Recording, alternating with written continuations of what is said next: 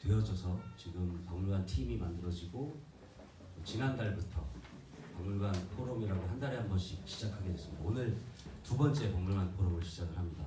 반갑습니다. 평택시 문화예술과 박물관 팀장 정용훈입니다. 이 포럼 시작하고 교수님, 강사님 소개시켜드리기 전에 반가운 소식 하나 전해드리겠습니다. 어저께 행정안전부에서 공문이 하나 내려왔습니다. 박물관 지방재정 투자심사를 통과했습니다.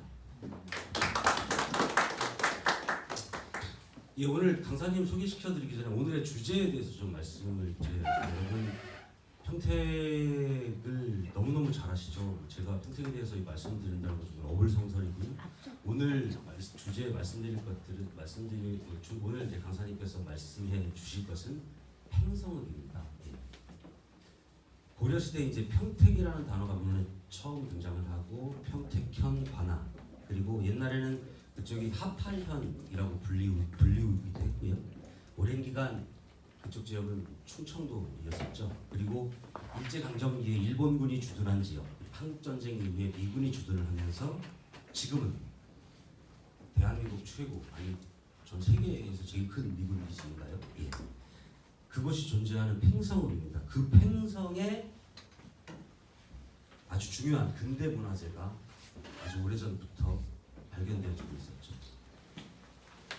지금도 미군의 땅, 그리고 소위 CPX 훈련장이라고 불리우는 공여구역이 있습니다. 이제 곧 조만간 우리 대한민국 땅으로 그 땅을 넘어올 것이고요. 바로 평택의 땅이 될 것입니다. 그 CPX의 훈련장의 가치가 어떤 가치를 가지고 있고 그것을 또 어떻게 보존하고 어떻게 활용을 해야 할 것인가에 대해서 오늘 강사님을 모셨습니다. 그런 과정에서 작년에 제가 알기로 한 2월부터 우리 안창모 교수님 모시고 주민지원과 직원들도 많이 계시는데 주민지원과에서 CPX 훈련장 활용 방안에 대한 용역을 작년 11월까지 장장 10개월간, 물론 공식적으로는 6개월이었었고요. 중간에 이제 미군과의 협조가 좀 안 돼서 용역이 중지된 것도 있는 걸로 알고 있습니다. 그 용역을 총괄 진두지휘하시고 CPX 훈련장의 역사문화적 가치, 그리고 그것에 대한 활용 방안까지 제안해 주신 안창모 교수님이십니다. 안창모 교수님은 서울대학교 건축학과를 졸업하시고 같은 대학교에서 박사학위를 취득하시고 서울대학교 강사, 미국 콜롬비아 대학 대법연구원을 역임하시고 현재는 경기대학교 교수님으로 재직하고 계십니다. 이외에도 대통령 소속 국가건축정책위원회 위원, 문화재청 근대문화재분과 문화재위원, 그리고 서울시 미래유산보존위원회 위원 등 대한민국 근대건축의 최고 전문가이십니다. 여러분의 큰 박수로 강사님을 맞이하도록 하겠습니다.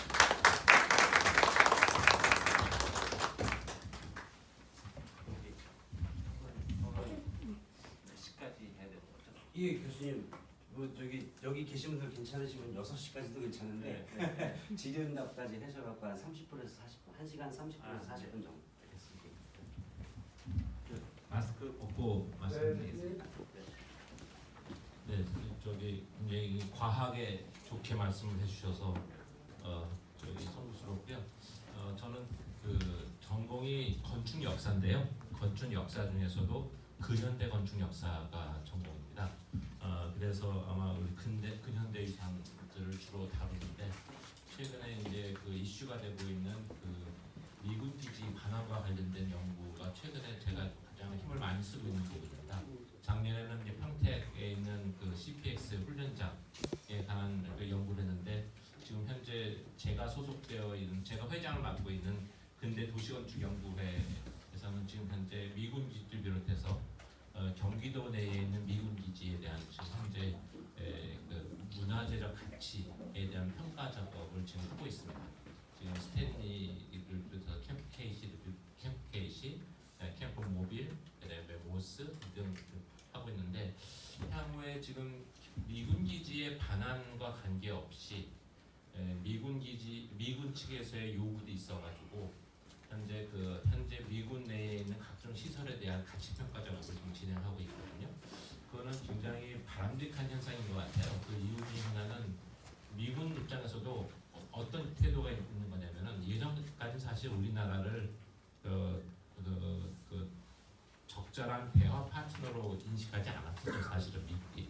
그런데 이제 앞으로 이제 우리나라에서 문화재에 대한 중요성, 특히 근대 유산에 대한 중요성이 굉장히 부각되면서 자기들이 지금 안에 영역 안에 가지고 있는 근대 유산 중에서 혹시 훼손되거나 그러면은 나중에 혹시 문제를 일으킬 일이 있을지 모르니까 선제적으로 자기들이 어느 부분까지를 어떻게 조심하고 보호하면서 자기들이 미군 생활을 유지할 수 있는 하면 좋겠느냐라는 것에 대한 요구를 문화재청에 한 겁니다.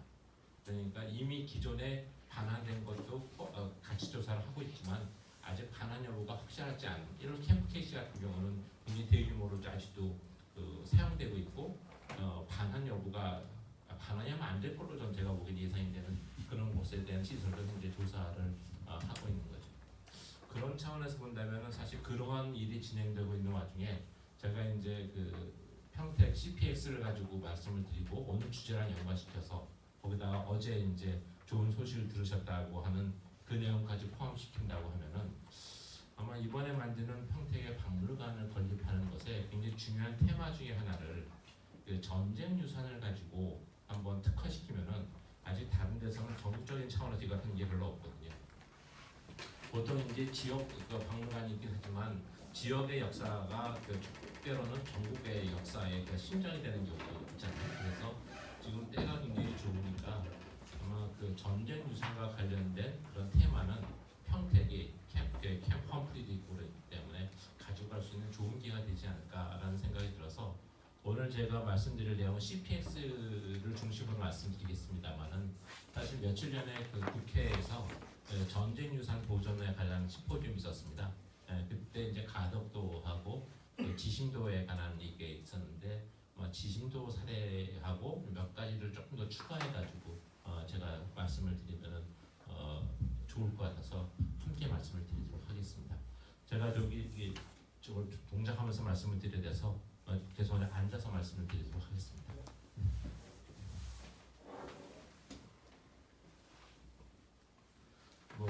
이 부분은 사실 설명이 필요 없는 내용일 텐데요.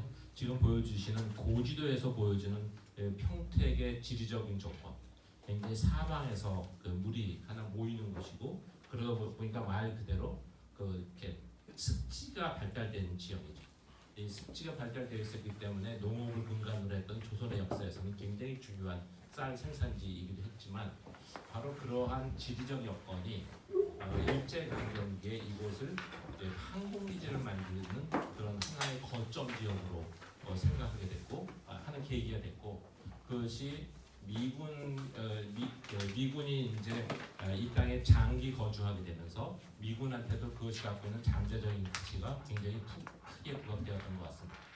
그래서 지금 현재 캠프 험프리가 이쪽에 오게 된 것이 지형적인 조건과 지리적인 그 조건과 그다음에 남북의 대치 상황 속에서 휴전선으로부터 거리 등등이 아마 종합적으로 반영된 결과라고 생각이 듭니다. 먼저 사실 이 부분을 이야기할 때 제일 먼저 생각해야 되는 것 중에 하나가 평택에 제일 먼저 군기지가 설치되게 된 배경에 대한 이해가 필요하다고 생각이 듭니다. 평택에 있는 분들 기본적으로 항공기지가 있었기 때문에 그것이 연장선상에서 오늘 캠프 험프리에 있다고 생각이 들지만 사실 일본이 일으켰던 그 아시아 태평양 전쟁의 연장선까지 이렇게 끌고 들어가는 데서는 아마 익숙하지 않으신 분도 계실 것 같아요. 그리고 또 한 가지 아시아 태평양 전쟁을 이야기하면은 아마 많은 분들이 제대로 알고 계실 거라고 생각은 들지만 제 경험에 비춰보면은 우리가 2차 세계대전하고 일본이 일으켰던 중일전쟁과의 선후 관계에 대해서 혹시 명확하게 알고 계실까요? 중일전쟁이 1937년에 일어나잖아요. 2차 세계대전이 보면 2차 세계대전은 유럽에서 일어난 전쟁이고요. 그렇죠?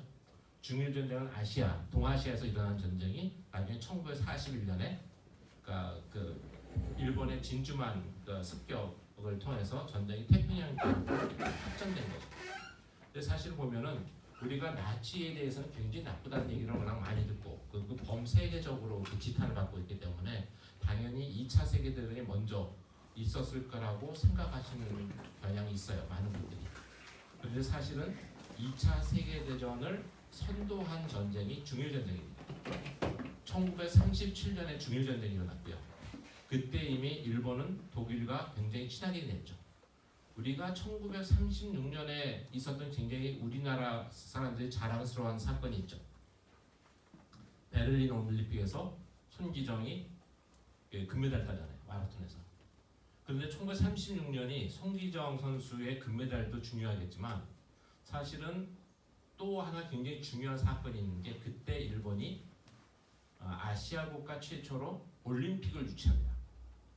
그러니까 일본이 올림픽을 유치하는데 사실은 손기정의 마라톤 금메달은 굉장히 중요한 기폭제가 된 그것을 시너지 효과를 가져온 굉장히 중요한 행사였죠. 일본 입장에서. 그리고 1940년에 올림픽을 개최할 계획이었습니다. 동경에서. 근데 37년에 중일전쟁이 일으켜서 중일전쟁을 빨리 마무리 짓고 그 다음에 이제 평화를 향한 그 올림픽을 개최한다는 게 아마 일본의 큰 그림이었을 것 같아요.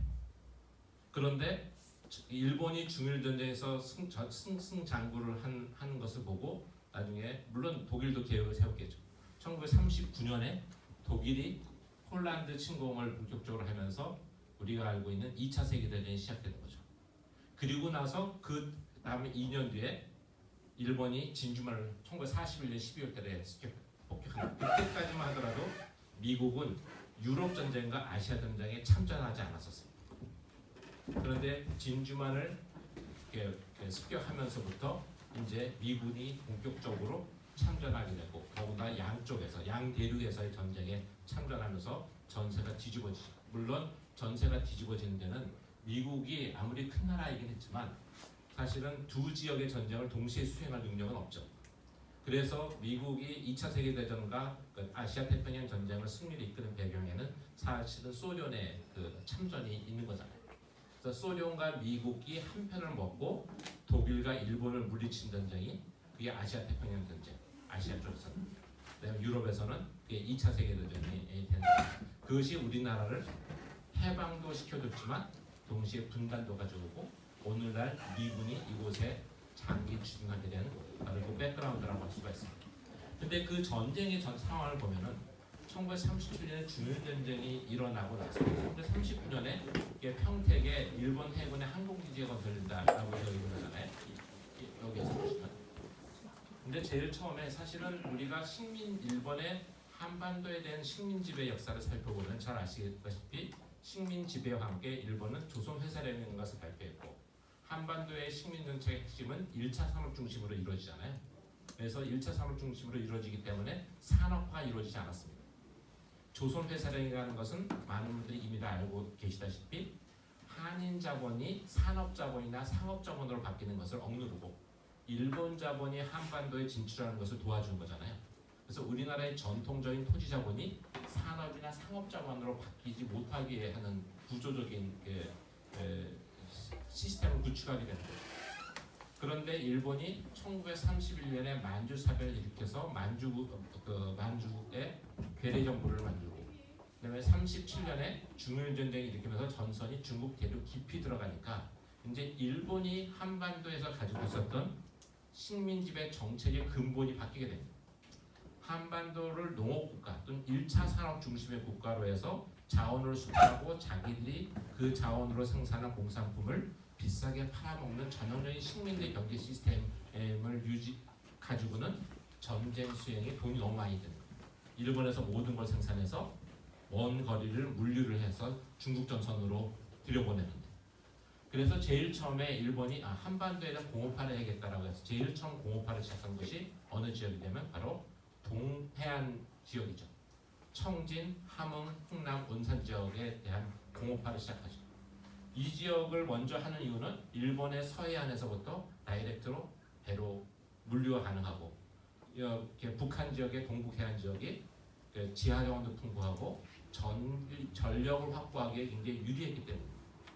그러니까 이때까지만 해도 이쪽에 주로 있었는데 그 다음에 전선이 이 안으로 깊숙이 전개돼서 이 분홍색으로 되어 있는 것이 이제 일본이 중일 전쟁과 굉장히 빠르게 전선이 확보된 지역인데 이 전선이 안으로 깊이 들어가니까 이 동북 지역의 한반도의 동북 해안 지역을 중심으로 성장한 공업 도시 가지고는 여전히 이렇게 지리적으로 물류에 굉장히 불편한 거예요. 그래서 나중에 그래서 이제 공업화가 진행되는 지역이 이 서해안 한반도의 서해안 지역에 대한 공업화가 이루어집니다. 그 중에서 이제 38선 이남에서 가장 대대적으로 만들어지는 것이 잘 아시는 경인공업 지역이 만들어지는 거죠. 그 다음에 북쪽으로 올라가면 해주의 재련소, 그다음에 겸일포, 그다음에 평양, 신우지에 이르는 이 지역이 전체 전부가 공업 지역이 됩니다. 그러면 이 지역은 곧바로 중국 전선으로 가장 효과적으로 군수물자를 만들어서 공급할 수가 있죠. 그래서 이때 30년대 후반에 일어나는 공업화를 우리가 병창기지화 속 공업화라고 얘기하죠. 일본은 이때 만들어진 공업화가 대한민국의 경제 성장을 일군 식민 지배의 성과고 그 덕이다라고 이야기하지만 이건 사실 말이 안 되는 거죠. 왜냐하면 공업화라고 하는 것은 기본적으로 그 나라 경제 시스템을 제대로 갖추기 위한 건데 이때의 공업화는 일본의 전쟁 수행을 위한 기형적인 성격으로 이루어진 거고요. 그리고 이때 특히 대부분의 공업시설은 북한 지역에 이루어졌고요. 그 북한 지역에 이루어졌던 공업시설도 대부분 6.25 때 미군의 폭격으로 대부분 다 파괴가 됐습니다. 사실 우리가 경제 성장기에 가지고 있었던 공업시설에서는 일본에 의한 것은 극히 일부밖에 남아있지 않았기 때문에 사실은 비정상적으로 만들어진 일부 군수공업 중심의 공업이 우리나라 경제를 갖다 이렇게 했다. 이거는 전형적인 가해자의 논리에 불과하다고 할 수가 있습니다. 그런데 지금 말씀드린 것은 이쪽이 공업화가 되면서 가운데 있는 지도가 중요한 건데요. 이게 이제 일본의 방위성 연구소에서 확보한 지도인데 나중에 조금 더 큰 지도가 있긴 하겠습니다. 화면이 이렇게 작은 줄 몰랐어요. 죄송합니다. 그럴 줄 알아서 화면을 더 크게 준비하는 건데 여기 보면 여기에 표시된 지역이 여기 전부 이런 것들이 항공기지입니다. 항공기지는 일본에서 육군이 운영하기도 하고 그러니까 해군이 운영하기도 하는데 대부분 이제 그 지역에 따라서 전략적으로 좀 달라요. 그러니까 일본이 식민 지배를 하고 전쟁을 하는 두 세력은 육군성과 해군성이 있는데 육군은 주로 이렇게 관동군을 중심으로 해서 이렇게 만주 일제에서 활발하는 거고 해군성이 관할하는 전쟁은 진주만 습격 이후에 1941년 진주만 습격이 일정한 성과를 거둔 다음에 필리핀과 인도네시아, 싱가포르 지역을 점령한 남양군도의 전쟁을 해군성이 주도를 하거든요. 근데 한반도에서의 그 육군성이 주도하는 군사기지는 주로 서울과 나남은 지금 청진입니다. 그 지역에 위치하게 되고 해군성이 주로 하는 게 디네를 일대로 하는 거거든요. 그래서 한반도에는 지리적 여건에 따라서 해군과 육군이 각기 다른 항공기지를 가지고 있었는데 평택은 아마 바다와의 관계 때문에 아마 해군성 쪽에서 그 기지를 건설한 것으로 보여집니다. 그래서 보면은 이쪽 지역의 서해안 일대에 유난히 항공기지가 많습니다. 굉장히 다닥다닥 붙어 있었죠. 이것은 중국 전선으로 전쟁이 심화되고 일본이 1942년까지는 승승장구한 이기는 전쟁을 했거든요. 그래서 중국 전선을 적극적으로 지원하기 위해서 이렇게 만들어졌고 이때 만들어진 중요한 항공기지 중에서 우리가 인지하지 못하지만 중요한 것이 그게 김포공항입니다. 김포공항도 이때 만들어진 군사공항. 그 전까지는 서울에서는 여의도에 있었던 그 공항이 그 서울의 공항이었거든요. 근데 전쟁 중에서 김포공항도 만들어지고 사실 김해공항도 그때 만들어진 그 군사공항. 근데 그런 같은 시기에 바로 이 평택에도 그것이 만들어진 거죠. 그래서 사실 이 평택의 이것은 일본의 제국지 침략 전쟁에 굉장히 중요한 전략적 요충지로서 만들어졌다라고 보시면 될 것 같습니다. 지금 요 그림은 저희 부산의 그 김기수 교수라는 분이 이제 그 며칠 전 그 국회 세미나에서 발표한 자리에 표시했던 건데요. 부산 지역에 보면은 아직도 러일 전쟁에서부터 그다음에 아시아 태평양전이 한참일 때까지 만들어진 그런 전쟁 유적지가 굉장히 많습니다. 그래서 부산 지역에서는 부산과 가덕도와 거제도를 있는 이 지역에 위치한 군사 유적지를 갖다가 벨트화해서 이것이 아시아 태평양 전쟁 유적지로 이것을 보존할 필요가 있다라는 그런 이야기를 해요.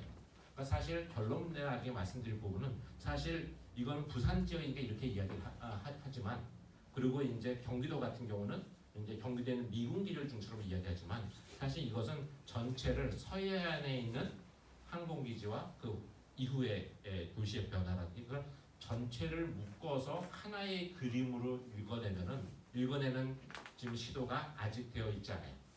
근데 이 부분을 지금 사실은 그 캠프 험프리 뒷고로기 때문에 미군 기지의 가장 아까 돈양 최대라고 말씀을 하셨는데 그러한 것의 현재적 강점을 살려서 아마 이러한 군사 유산의 어떤 그 심장부로 평택이 자리매김할 수 있는 좋은 기회가 아닐까. 아직지만 어디에도 이런 시도가 이루어지지 않기 때문에 그런 생각을 해봅니다. 그래서 또 우리가 지금 이게 각각 지역별로 지금 논의하고 있는 이 구조를 아마 하나로 좀 통합하는 큰 그림을 평택 문화원이나 평택 박물관 쪽에서 하면 좋겠다라는 생각을 미리 드려봅니다. 자, 평택 항공기지 위치도와 관련된 지도인데 이 지도에는 잘 보이시나요? 그런데 보이시라고 보고 일부 자료가 있긴 합니다만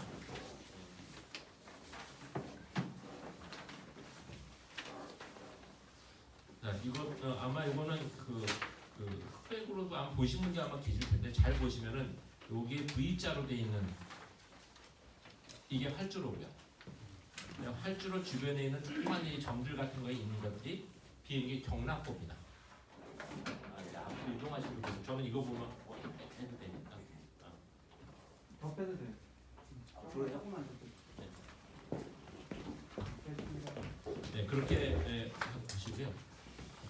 그 다음에 사실은 여기 이게 이제 항공기지 핵심 전력이고요. 그 다음에 이런 항공기지를 유지 보수하는 시스템을 갖춘 것이 바로 이쪽 공장부라고 하는 지역이고요. 그 다음에 여기에 거주하는 사람들의 군인과 군속들이 거주하는 것이 이쪽 거주구라고 하는 시설이 구성되어 있습니다. 이 중에서 지금 현재 이 지역 활주로라는 이 부분이 지금 대부분 캠프 험프리로 포함이 되어 있고요. 그렇지만 그런데 이 바깥쪽에 있는 공장구와 거주구 지역은 현재 군기지 밖에 위치한 덕분에 현재 우리한테 조만간 돌아올 그 지역으로 예상되는 곳이라고 할 수가 있습니다. 그래서 여기에 있는 그런 비행기 경락고 같은 경우는 모습은 왼쪽에 있는 이건데 이때 그 일본이 2차 세계대전 때 굉장히 잘 만든 비행기라고 평가받는 게 제로 비행기였었는데 그 제로 비행기 영전투기를 전쟁 수행을 위해서 이곳에 배치하고 거기에 그것을 보호하는 경락고의 모습입니다. 지금 여기 있는 이 도면이나 이것은 우리 평택 항공기지의 도면은 아닙니다. 일본 내에 현재 남아있는 자료의 사진을 갖다가 보여드리는 거고요. 이것은 이제 경락고가 지붕이 있는 구조와 지붕이 없는 오픈되어 있는 그 두 가지의 유형이 있고요. 그다음에 방금 말씀드렸던 공장구와 거주구가 이렇게 위치하고 있었습니다. 당시 평택 항공기지의 시설 내역에서는 요거는 이제 제가 조사한 게 아니라 이미 평택 지역에서 평택이 갖고 있는 항공기지에 대해서 이미 선행 연구가 있었습니다. 이제 많은 내용은 이미 조사해 주신 바가 있었고 그래서 그 내용들을 저희가 참고를 했었습니다. 그 다음에 이제 항공기지랑 관련돼서는 그 항공기 관련 전쟁 유산으로 가장 유명한 것이 제주도에 있는 모슬포 비행장, 알드리 비행장이라고 하는 것이죠. 여기 가서 보신 분도 계시겠지만 아래 그림을 보시면은 굉장히 허벌판에 굉장히 많은 비행기 경락고가 현재 남아 있습니다. 활주로는 지금 현재 흔적은 찾아볼 수 없지만 이거는 이게 지금 논밭으로 사용되고 있기 때문에 이걸 정리하면 얼마든지 찾아낼 수가 있고요. 그 위에 있는 바탕 가운데 이런 경락고들이 현재 산재해 있죠. 아마 지금 현재 캠프 험프리 안에 들어가 볼 수 없어서 알 수 없지만 초기에는 이런 시의 경락고가 다 있었을 것으로 보여집니다. 아까 그 지도를 보면은 지도에서 위치 표기가 다 있거든요. 그래서 그럴 거로 예상이 되고요. 그래서 이제 그런 것들은 미군들이 사진 등등편에서 우리가 얼마든지 과거의 모습을 필요한 만큼 이렇게 재현하거나 발굴해내는 것도 가능할 거다라고 생각합니다. 그리고 당시에 일본인들은 어디나 마찬가지긴 했습니다. 군시설은 표준화가 굉장히 중요하거든요. 그래서 아마 그 똑같은 모습으로 지었을 것으로 예상이 되죠. 그다음에 이제 평택에 있는 비행장이 실제 아시아 태평양 전쟁에서 어느 정도 역할을 했는지는 사실은 알 수는 없어요. 아직까지 자료가 많지 않아서. 그런데 보통 전쟁 관련 근대 관련 자료라는 것들은 기본적으로 근대는 도시를 무대로 펼쳐지는 세상이긴 하죠. 동시에 이 대량 생산, 대량 소비되는 그런 사회 구조성을 갖고 있기 때문에 각종 자료들도 사실은 문헌으로 남아있는 게 굉장히 많습니다. 그래서 우리가 알지 못한 어느 곳에 있다가 무더기로 그런 자료들이 쏟아지는 경우가 있기 때문에 우리가 꾸준하게 그 시스템만 구축하고 있으면은 자료들은 나올 거라고 생각이 듭니다. 지금까지 우리가 그 전쟁 이후에 2차 세계대전이 끝나고 나서 평택 비행장 관련된 자료를 찾아봤는데 아무리 봐도 이 기사밖에 못 찾았어요. 1946년에 이제 공업신문이라는 게 있었는데 여기에 이제 평택 비행장의 정리 공사가 행해졌다. 뭐 이런 거 정도밖에 없었습니다. 근데 아시다시피 1949년에 미군이 철수했다가 6.25 전쟁 때 미군이 다시 들어오고 1952년에 미군이 이제 한국 내에 주둔이 영구적으로 거의 반영구주를 보존돼 가능하게 되는 그 시스템을 구축하게 됐죠. 자, 그다음에 이제 아까 보셨던 그 일본 그 방위성 연구소의 자료를 조금 더 분석해서 보면 공장구의 시설을 보면 여기에 각종 자동차고 창고, 무슨 발동기 등등이 이런 걸로 있는 걸로 봐서 이것이 그 평택의 항공기지의 그 유지 보수로 비행 그런 그 정비 기능을 이곳에서 가지고 있었다라는 것을 알 수가 있고요. 그다음에 요거는 못합니다.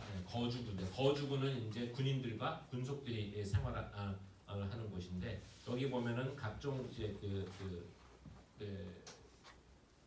경영 생활을 위한 시설들과 그 관련한 군속들의 생활을 위한 거주 지역이라든지 각종 그 편의 시설들이 위치하고 있었음을 알 수가 있습니다.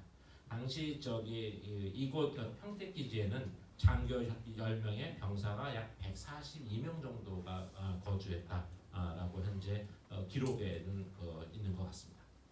자, 이제 이러한 공장구와 거주구가 현재 어떤 모습을 가지고 있느냐를 갖다가 좀 지도를 가지고 좀 분석을 해봤었는데 해방 전에 이런 지도의 모습이 1942년의 지도에서는 흐릿하긴 하지만 거의 윤곽이 그대로 유지되고 있었던 것 같습니다.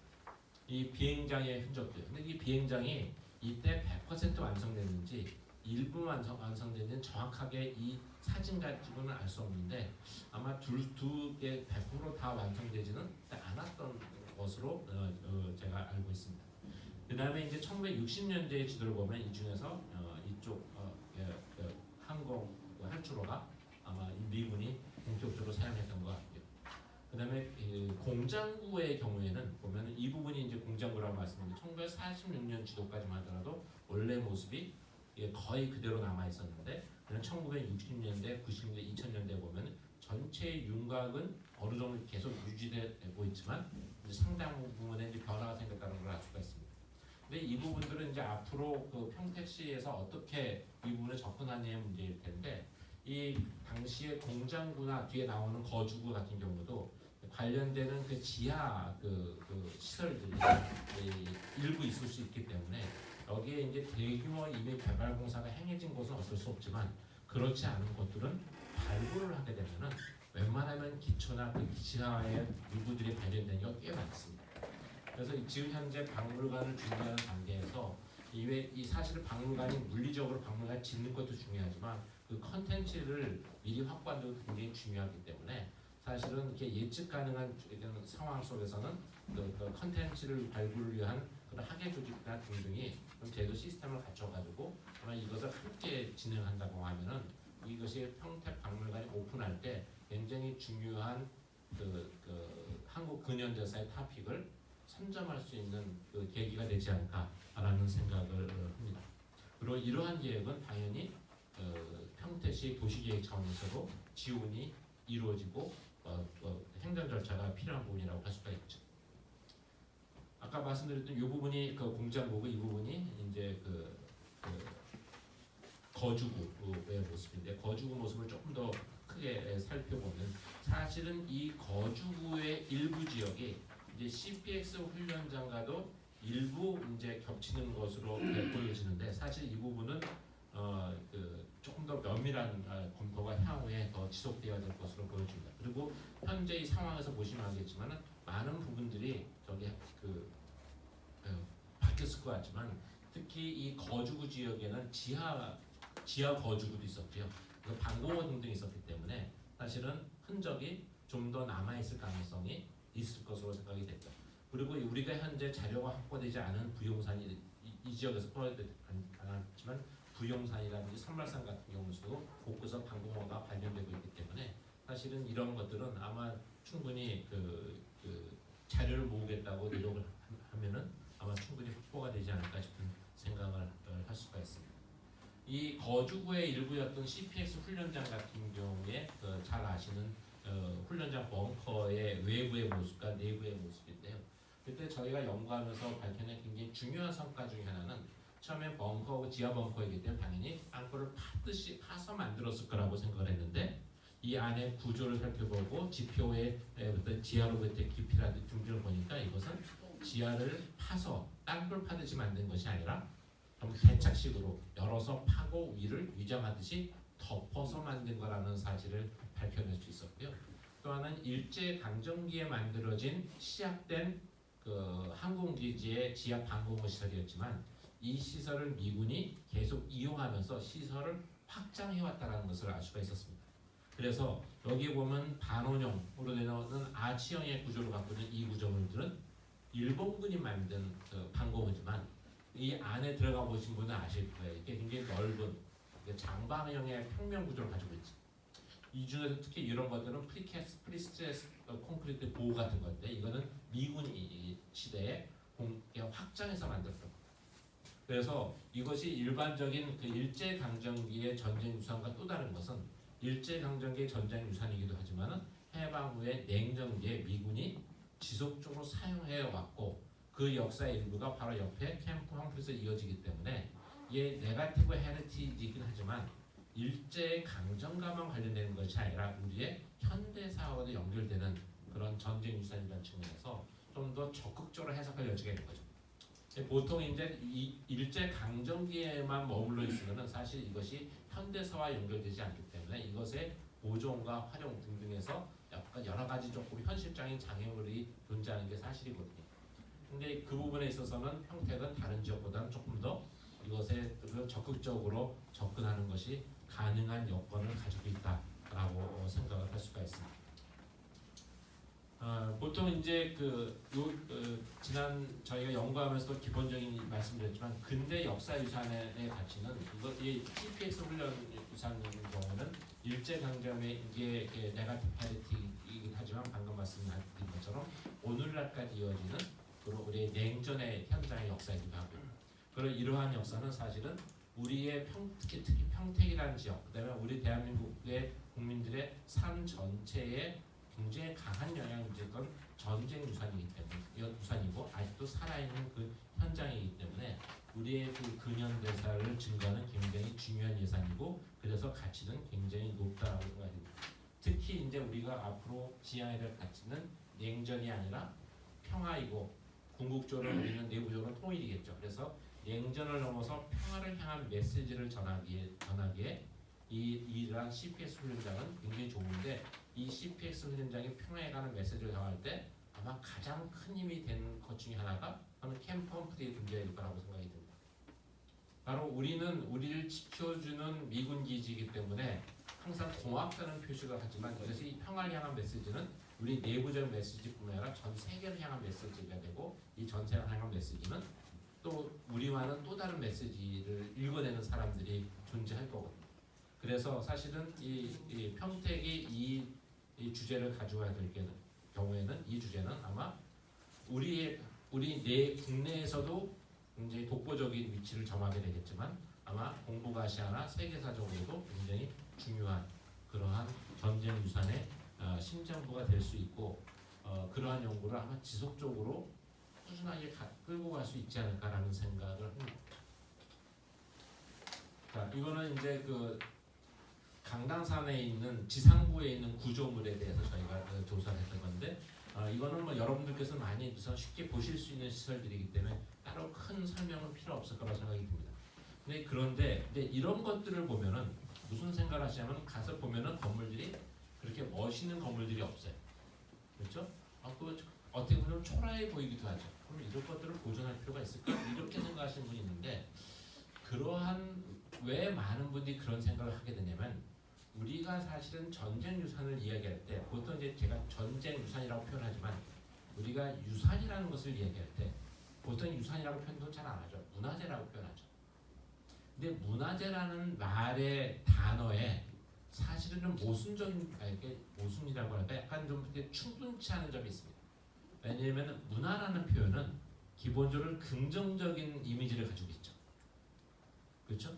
어떤 컬처라는 것은 사람이 뭔가 컬티베이션, 이렇게 경작을 한다고 하는 그 행위는 노력이 들어가서 만들었기 때문에 우리의 삶과 관련된 우리 삶의 결과물이고 그래서 결과물이 보통 긍정적으로 얘기를 하는데 사실은 그 유산이라는 것의 정의를 보면은 유산은 어떠한 특정 장소나 특정 건물에 사람들의 삶과 관련된 특정 사건의 기억이 담겨 있는 것이거든요. 그런 것이기 때문에 이것이 긍정이냐 부정이냐를 모두 다 포함하는 건데 우리는 문화재라는 말 자체가 어떤 긍정적인 측면 때문에 일단 긍정적인 것만 보존 가치가 있는 문화재라고 생각하는 경향이 있고 이 말 자체도 그런데 특히 우리가 1960년대 70년대를 지나오면서 잘 생각해 보세요. 연령층에 따라서 아마 다를 거라고 생각은 듭니다만 우리가 좀 아마 한 50대를 넘어가신 분들한테 생생할 것 같은데 우리가 문화유산 얘기할 때 그 앞에 붙이는 수식어가 항상 있었죠. 찬란한 문화유산. 한 가지 좀 더 앞에 보면 반만년 유구한 역사와 찬란한 문화유산. 이게 1970년대까지 모든 사람들의 세대적인 거고 다시 말하면 찬란하지 않으면 문화유산이 아니야. 근데 찬란한 것들은 박물관에 넣어서 보관하는 거죠. 그러니까 찬란하지 않은 것은 없애도 된다라는 생각을 온 국민이 공통적으로 십수년간 또는 20, 30년간 교육받은 거예요. 이거 굉장히 무서운 거거든요. 그런데 사실은 우리가 지금 상식처럼 아는 굉장히 유명한 역사 관련 문구가 있잖아요. 그렇죠? 기억되지 않는 역사는 반복된다. 역사를 잊은 민족에게 미래는 없다. 이런 말도 있죠. 그때 말한 역사는 찬란한 역사, 문화유산과 찬란한 역사, 프라우드한 것도 있지만 사실은 다시는 반복하지 않아야 될 그 역사적 교훈을 이야기합니다. 그러니까 사실은 역사유산이 중요한 것은 그것이 주는 교훈에 있는 거죠. 찬란함에 있는 것이 아니라 그 교훈 중에는 프라이드를 주는 교훈도 있는 거고요. 세종대왕 같은 분이 만들어 놓은 네, 다시는 반복하지 않아야 될 전쟁과 같은 유산도 있는 거죠. 저는 이 부분이 굉장히 중요한 부분이라고 생각합니다. 근데 우리는 그 중에 항상 절반만 가져있죠. 우리가 자랑스러워하는 우리의 유산이 세계적으로도 인정받았어라고 하는 유산들이 있죠. 그걸 뭐라고 부르죠? 다 아실 텐데. 여러분들이 그래서 세계문화유산이라고 답하기를 바라고 사실은 있는데 우리가 보통 세계문화유산이라고 합니다. 보통. 근데 세계문화유산이라는 말은 없습니다. 세계유산이 있는 거죠. 월드 헤리티지라고 하죠. 월드 컬처럴 헤리티지라는 말은 없습니다. 우리가 우리 마음대로 문화유산 앞 세계 컬처럴 헤리티지를 번역하면 세계 문화유산을 번역해놓고 그걸 다시 영어로 하라고 하면 컬처럴 헤리티지를 번역. 없는 말을 만들어내는 거예요. 굉장히 희한한 상황이 벌어지는 거죠. 그래서 세계 유산이 답니다. 그렇기 때문에 세계 유산 중에는 긍정적인 유산도 있지만 부정적인 유산도 있고요. 노예제도 관련된 유산도 있고 전쟁 유산도 있고 그런 모든 것을 다 기억하자는 거예요. 인류가 모두가 기억해야 될 굉장히 중요한 문명도 포함되어 있지만 전쟁, 기억하고 다시는 이런 짓 하지 말자라는 반성을 함께 포함하고 그래서 만약에 그렇게 한다면 여기에서 이것이 어떤 역사를 기억하고 있느냐 전쟁의 흔적이고 다시는 하지 않아야 될 동족 성단의 비극 그것을 막기 위해서 이 사람도 와 있었고 그렇게 생각하면 여기 있는 건물의 모습은 중요한 게 아니죠. 이러한 것들이 있기 때문에 가건물 같은 것들이 있기 때문에 이것을 통해서 아 여기가 바로 얼마 전까지만 하더라도 때가 되면 미군들이 훈련했던 곳이잖아. 그 훈련할 때는 우리는 이 근처에 못 왔잖아. 언제까지 이랬잖아.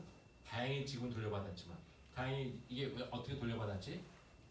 이제는 우리가 절대적인 힘을 갖추고 뭐하고 하면서 이 부분을 우리가 스스로 컨트롤할 능력이 있어. 뭐 이런 식의 여러 가지 해석이 가능한 거죠.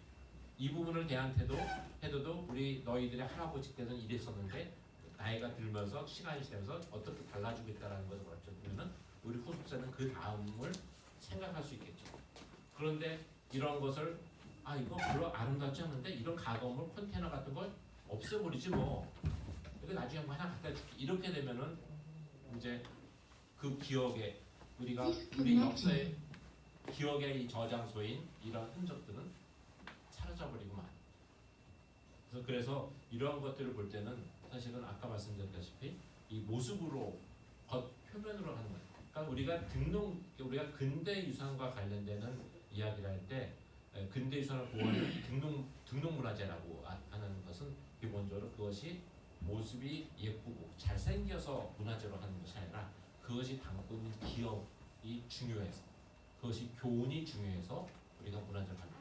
지금까지 우리가 문화재 그러면은 일반적으로 조선시대까지의 근대유산, 조선시대까지의 역사유산을 이야기하고 조선시대까지 역사유산은 네거티브보다는 긍정적인 거, 포지티브한 게 많았기 때문에 문화재라고 해도 거의 문제가 없었어요. 그 안에서 내부 모순이 거의 발생하지 않았어요.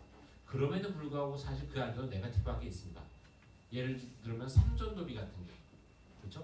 그 두 차례 호란을 겪으면서 삼전도비도 그것도 문화재였어. 그리고 부산지에 가면은 임진왜란 때 일본 애들이 만들었던 외성이 있죠. 외성도 문화재입니다. 여기 계신 분들 그 일본 외성이 한반도에 있다라는 게 믿어지지 않으시겠지만 외성 굉장히 많아요. 남해안 때 그것도 굉장히 우리가 기억해야 될 유산인데 그것을 없애지는 못하니까 문화재 자료나 취도 문화재를 해놓고 안 가르치죠. 배워보신 적 없잖아. 근데 그런 거 해놓고 안 가르치면 뭐했어?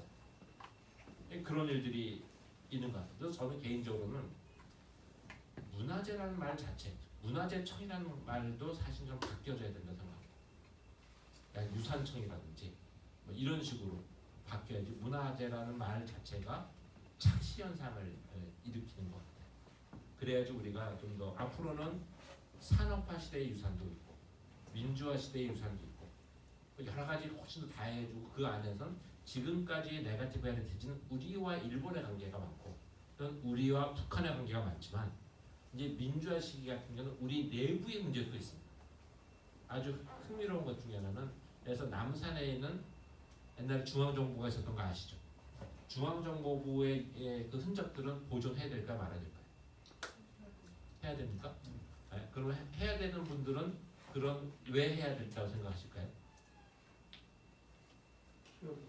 네, 그 민주화를 일으키는 사람들의 고통이 담겨 있고 그것을 왜 기억해야 된다는 거잖아요. 근데 그것을 없애자고 하는 사람도 있어요. 누가 없애자고 합니까? 네, 가해자들. 안기부에서는 지금 안기부라는 일이 없어서 국정원청에서는 없애고 싶어요. 그건 일본하고 똑같은 얘기. 일본이 그 흔적을 없애고 싶어 하죠. 일제 잔재니까 없애자고 하는 사람들. 저는 제가 근대 유산을 보존 관련된 일을 많이 하기 때문에 가끔 저한테 제가 보존하자. 너 친일파냐? 저거 왜 잔재를 보존하자고 그래? 이렇게 가끔 들어요.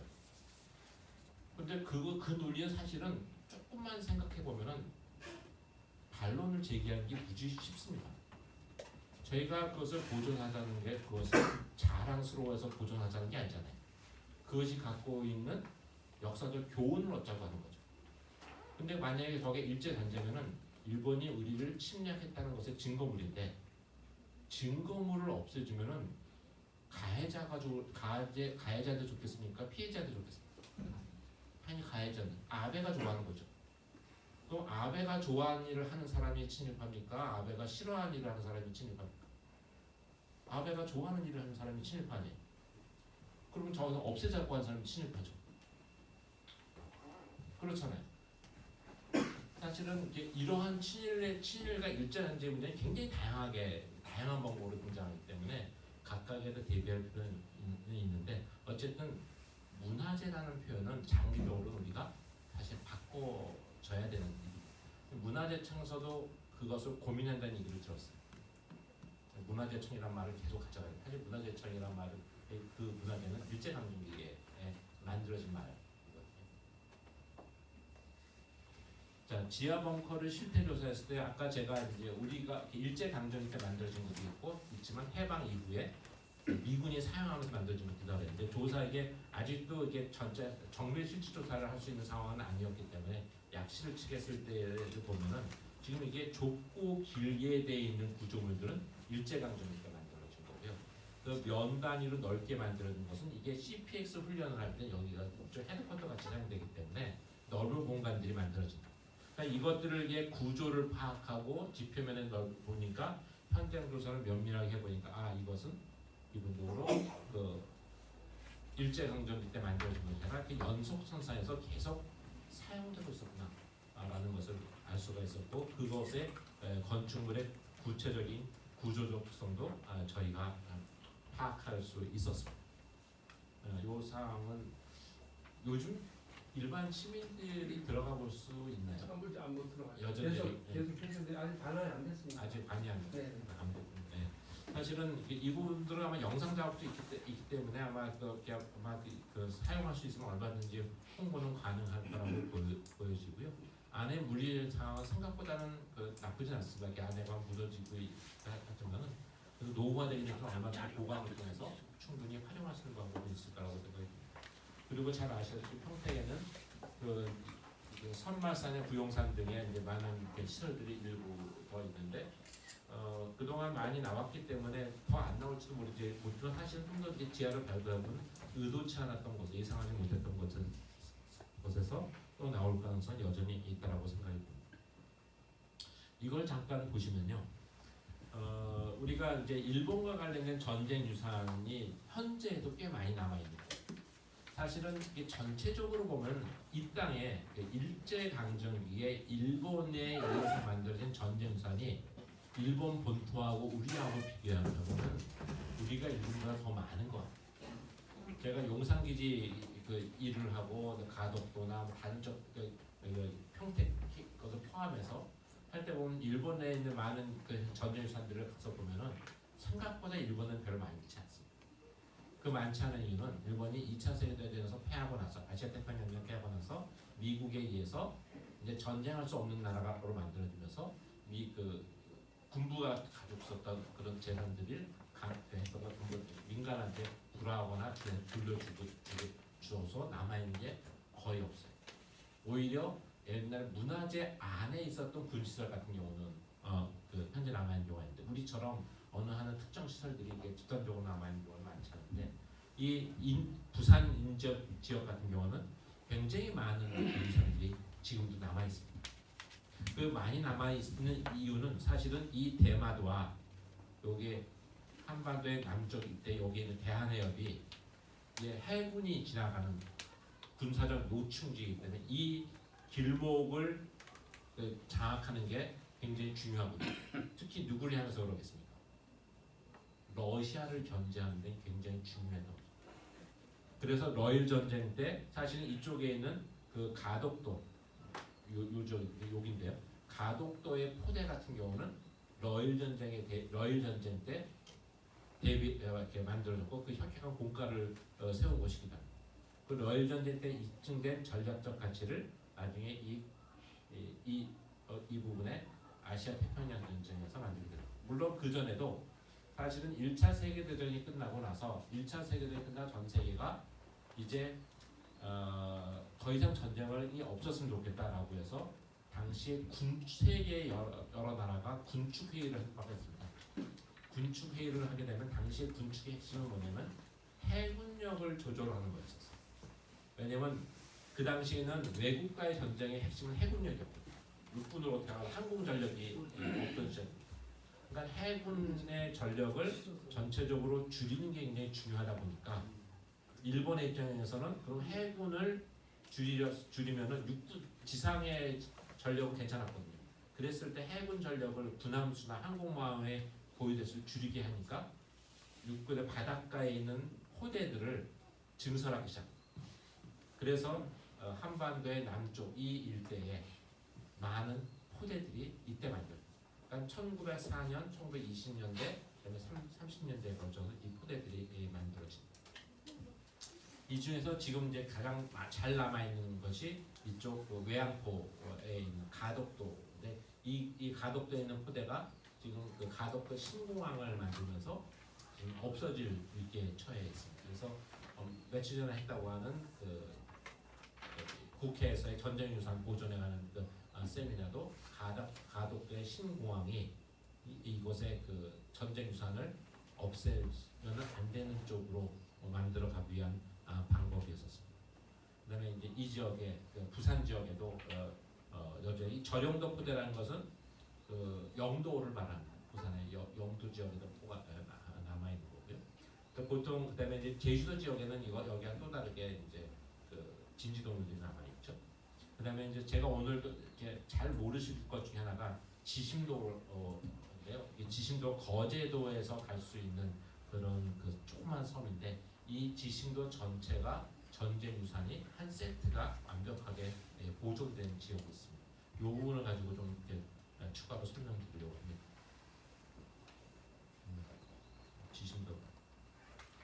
지심도는 여기가 뭐 거제도 워낙 큰 섬이니까요. 여기서 이 부분만 확대해서는 이 정도인데 여기가 이제 장승포항이 있는 장승포항에서 여기가 장승포네요. 지세포고 여기서 한 20분 정도 배를 타고 가면 갈 수 있는 섬인데 지금은 한 15가구 정도밖에 살고 있지 않습니다. 그 전에도 그 많은 사람들이 살고 있지는 않았었는데 1930년대에 여기에 포대를 건설하면서 주민들을 다 쫓아내고 전체를 갖다가 군사 기지로 만드는 작업을 했었습니다. 이 지심도 건설과 관련해서는 전체적으로 아마 그 평택의 이제 향토 사학자분들이나 문화원 쪽에서도 이미 많이 이용하시는 자료인데 아시아 역사 자료센터에 가면은 여기 이제 많은 자료, 특히 이제 밀대일기라고 하는 이제 방위성 연구소의 사료에 자료가 남아 있습니다. 이게 자료가 굉장히 많고 여기는 이제 이런 글씨라서 사실은 읽기가 쉽지가 않아요. 그림들이 있으면 그 그림을 가지고 힌트를 해서 이렇게 찾을 수 있는데 그림이 없으면은 사실 이 글씨를 다 읽어내는 작업이 사실 보통 일이 아닙니다. 굉장히 많은 시간을 투자해야 되는 일이고 웬만큼 일본어를 할 줄 아는 사람도 이런 글씨, 더구나 옛날 글씨를 제대로 읽어내는 것은 굉장히 어려운 일입니다.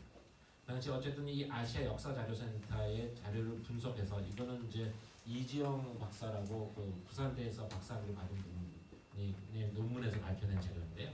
이 지심도의 자료를 보면 본격적으로 1935년도부터 이 지심도에 군사 기지 건설하는 작업이 시작됐다는 걸 알 수가 있습니다. 그 이야기는 뭐냐면은 이 소리가 죽었네. 제가 잘못 눌렀네. 배터리가 나간 거 같아요. 네. 예, 된 것 같습니다. 제가 뭘 잘못 눌렀습니다. 그러니까 1930년 중일전쟁이 일어나기 전에 이미 이 포대 작업이 건설이 시작됐다는 것을 알 수가 있죠. 근데 본격적으로는 이제 1937년 이후에 이때 이제 포대가 건설되면서 그 흔적들이 그때의 흔적이 지금 남아 있다라고 보시면 될 것 같습니다. 이게 지심도 이후에 이제 아래 섬의 모습인데 여기 아래에는 요게 이제 그 선착장인데 오른쪽에 요만큼의 지도에 해당하는 부분이 이 배치도입니다. 여기 선착장이고요. 선착장에서 이렇게 올라가는 곳에 이게 중대장 관찰로서 여기 각종 시설들이 요지에 있는데 이것이 거의 그대로 남아 있습니다. 여기에 이제 군사 무기만 빠져 있고 포대의 흔적이라든지 이제 그 관사의 흔적이라든지 관축서의 물리적인 흔적들은 거의 그대로 남아 있어서 사실 저희도 이것이 이제 문화유치원에서 현장 조사를 나가고 그것을 나중에 내셔널 트러스트에서 여기 있는 건물을 한두 개를 사가지고 이 지역에 어떤 이것만은 꼭 지키자라는 운동의 거점으로 삼으려고 하는 운동이 본격적으로 펼쳐지기 전까지만 하더라도 그동안 세상에 잘 알려지지 않았어요. 왜냐? 이 전체의 섬이 국방부 소유입니다. 국방부 소유가 여기 국방연구소가 있었어요. 그래가지고 잘 알려지지 않았었는데 이제 거제도에서 이곳을 이제 국방부로 땅을 임수익에 받아가지고 이것을 관광지 작업을 하려고. 이게 이제 문제가 돼요. 이제 관광지라고 하면은 사람들이 많이 모이게 하는 데까지 좋은데 무엇을 위해서 보여주기 위해서 모이게 하느냐라는 거거든요. 근데 여기에 사실 또 다른 중요한 것 하나가 자원 중 하나가 생태 자원입니다. 여기 동백꽃이 굉장히 유명한 동백꽃 섬으로 널리 알려져 있기도 한데요. 동백꽃 섬을 보여주기 위한 거라고 하면 괜찮은데 여기에 뜬 전쟁 유산을 보여주기 위하고 한다면 일반적인 관광 정책으로 이것을 보존하고 환영하면 안 되는 거죠. 그런데 이 부분이 혼재가 되면서 마치 이것이 뭔가 멋들어진 사진을 찍을 수 있고 뭔가 즐길 수 있는 것 이렇게 생각하는데 사실은 역사적 교훈을 위한 그런 장소로 그 역사적인 그 체험 장소로 쓰여야 될 텐데 이 부분이 아직 우리한테 충분히 익숙하지 않은 부분들인 것 같습니다. 어쨌든 보면 전체적으로 많이 낡긴 했지만 그 흔적들이 굉장히 잘 남아 있는데 그 흔적들의 일부를 보여드리도록 하겠습니다. 여기는 이제 그 외진 섬이기 때문에 이 포대를 운영하기 위해서 각종 모든 것들을 자체적으로 지금 생산해야 되는데 그 중에서 가장 중요한 것은 전기였습니다. 왜 포대에 전기가 필요하냐? 사실 포는 포를 유지하기 위해서는 관측도 굉장히 중요한데 관측에는 이 당시가 되면 30년대가 되면 이제 서치라이트라는 게 있잖아요. 그런 것들을 운영해야 되기 때문에 발전소가 필요하고 그래서 그 당시에 이렇게 발전소가 있었습니다. 그리고 발전소를 관리하는 관사도 남아요. 근데 이 발전소 이 관사가 있었는데 관사가 지금도 그대로 남아 있습니다. 이건 발전소 건물입니다. 발전소 건물인데 이 하부에 시설이 있는 곳은 철근 콘크리트 만들었는데 지금 그것이 그대로 남아 있습니다. 물론 안에 발전 시설은 이제 없어졌습니다. 이 없어진 건 아마 누군가가 엿바꿔 먹었을 것 같아요. 뭐 이거는 뭐 사실 누구 행인지 알기도 굉장히 어려운데 그런데 이 물리적인 흔적은 여전히 그대로 남아 있고요. 그 요 앞에는 그 당시에 집의 흔적들이 일부가 남았는데 그것을 계속 고쳤습니다. 여기에는 그 소유 관계가 땅 전체가 국방부 소유라고 했잖아요. 땅 위에 있는 건물들은 여기에는 마을 사람들은 건물에 대한 지상권만 가지고 있습니다. 지상권 말고 땅에 대한 소유는 없어요. 근데 사실은 여기 이제 오래 살았던 사람들 같은 경우는 1935년에 일본군이 여기에 군사 기지를 만들어 주민들을 너무 내쫓았기 때문에 그것을 연서손상해서 소유권을 줘야 된다라고 얘기하지만 사실은 우리나라에서는 그 국방이라는 것을 들이밀면은 사실은 민간이 어떤 자신들의 어떤 그 소유권의 이익을 주장하기 굉장히 어려운 사회 구조가 존재하죠. 남북 분단 때문에. 어쨌든 그런 문제가 있어서 이분들은 현재 지상권만 가지고 있는 상황이. 그럼에도 불구하고 우리가 이분들이 목소리를 높일 수 있는 사회 구조로 된 것 같아요. 그래서 이제 이분들이 자신의 목소리를 충분히 내는 것을 국방부가 함부로 무시는 안 하고 있고요. 상당히 많은 정도의 생활에 불편함이 없을 정도의 지원은 현재 이루어지고 있는 것 같습니다. 그렇지만 이것을 관광 자원으로 개발한다고 하는 것은 사실 또 다른 문제가 있을 거라고 보여집니다. 사실 이렇게 그 군기지에 발전 시설물의 흔적들이 남아 있는 경우는 여기가 유일합니다. 지금 전국 어디에도 없어요. 그러니까 이거 굉장히 중요한 거죠. 그러니까 지금 보면 굉장히 낡아 보이지만 이것은 향후에 어떻게 관리하느냐 문제이죠. 바로 이 옆에는 이러한 건물이 남아 있습니다. 이게 조금 더 오래된 모습이고 이건 제가 최근에 올 봄에 가서 촬영한 사진인데요. 이게 이 발전소 이름이 전등을 키는 발전소라고 해서 전등소라고 불렸는데 전등소를 관리하는 소장 관사입니다. 소장 관사가 완벽한 외관을 가지고 있고 내부도 그 공간 구조가 그대로 살아 있습니다. 일제 강점기 때 관사의 모습. 이거는 지금의 외부의 색깔은 좀 바뀌긴 했습니다. 그리고 약간 경사지가 있는데 여기 이 바깥에는 이 발전소를 돌리기 위해서 물탱크가 필요한데 이 물탱크 외에 콘크리트 구조물도 여전히 잘 남아 있습니다. 그래서 보통 이런 정도의 모습이 완벽하게 남아 있으면 사실은 웬만하면 등록문화재를 해주거든요. 그런데 최근에 이제 이 주인이 이것을 등록문화재로 등록을 한 다음에 이것을 카페로 운영할 계획을 세웠었는데 정확한 이유는 알 수 없는데 문화재청에서 등록문화재 등록이 부결됐어요.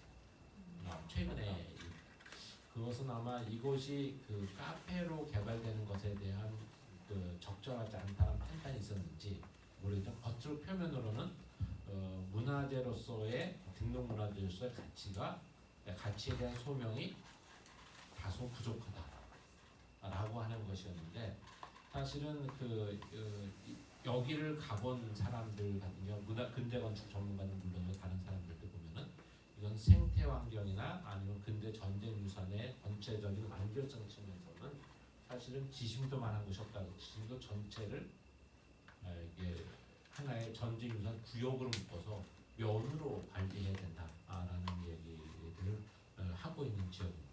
아마 이것은 시간의 문제지 결과적으로는 저는 그렇게 될 수 있을 거라고 생각이 듭니다.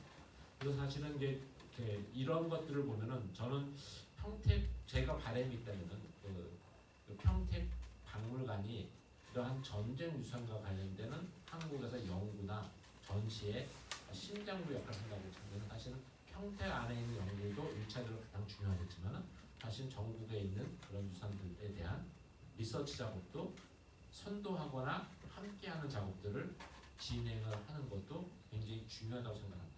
그러면 지역에서는 사실 이런 것들이 방치되는 경우가 굉장히 많거든요. 나중에 이제 여수에 있는 몇 가지 사례를 보여드릴 텐데 그런 것들은 다 이렇게 방치돼 있습니다. 근데 그런 것들을 먼저 손을 쓰면은 충분히 힘들지 않고 출리 자료들을 굉장히 많이 확보할 수 있고 그것을 확보하면은 그것이 그런 컨텐츠가 만들어내는 힘은 굉장히 클 거라고 생각이 듭니다. 또 지심도 안에 있는 당시의 각종 관사나 오른쪽에 중대장 관사 같은 것들의 모습 그리고 당시에 이것이 그 지심도는 포대도 있었지만 그다음에 그 적게 지나가는 배들을 갖다 관리하기 위한 감시하기 위한 관측소가 있는데 이것이 그 당시에 지어졌던 관측소의 모습. 이 콘크리트 구조체가 굉장히 잘 남아요.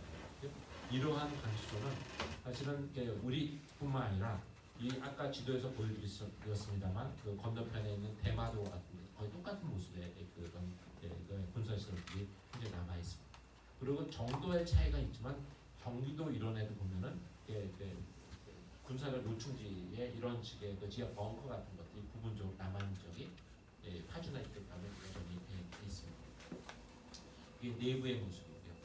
내부의 이게 구조물 등등이 이 폭격으로부터도 안전하게 만들어진 시설이라는 것을 알 수가 있습니다. 이것에 이제 보시면 그 안에 흔적들, 요 안에 보면은 요 안에 이제 글씨가 이런 것들이 있어요. 가덕도 방향을 나옵니다. 이것이 뭐냐면 여기서 지심도에서 가덕도 이쪽으로 가는 그 배를 관측하고 그래서 갖다 보호하기 위한 거라고 할 수 있죠. 그러니까 이 지심도는 이쪽을 통행하는 거. 이쪽에 대마도랑 사이에 있는 이 지역을 지키는 그런 두 가지 기능을 가지고 있었던 것 같습니다. 그다음에 여기 이 안에 이제 포대의 모습인데 이것은 이제 우리 그 평택에서도 참고할 만한 그런 모습이긴 한데 여기 보면 이게 지도가 그려져 있는데요. 여기에 보면 그 제1포대와 2포대가 있습니다. 2포대가 있고 요 사이에 이렇게 지하 벙커가 있습니다.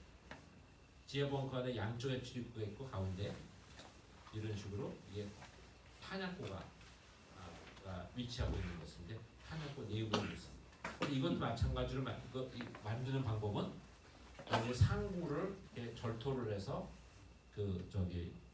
포탄 저장소를 만들고요. 만든 다음 위를 위장으로 덮은 겁니다. 그래서 요건 현재 특별히 활용 계획은 없지만 간단하게 사람이 지나다닐 수 있는 정도. 여기는 우리한테 완전히 국방부 소유고 일반에 오픈되어 있는 상태이기 때문에 그리고 여기에 대한 기초 자료 조사 정도가 패널로 레이아웃되어 있는 정도입니다. 근데 사실은 이 지심도는 하루 중에서 가는 배가 그렇게 많지 않고요. 그리고 가면은 사실은 그 반나절이면 웬만큼 다 봅니다. 아침 첫 배를 타고 갔다가 오후 배를 타고 오면 충분히 다 볼 수 있을 정도인데 많은 사람들이 가지는 않아요. 많은 사람들이 가지는 않고요. 근데 대부분 15가구가 사는 곳이 있다는데 그분들은 대부분 민방으로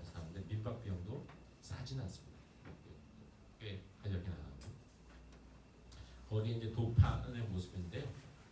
요게 이제 위에서 내려가기 전에 봤을 때의 폭우의 모습이고 가까이서 보면 이런 거. 여기에 이제 동그랗게 돌아가는데 포대가 놓여 있었는데 실측한 곳의 모습은 이런 모습을 갖고 있습니다.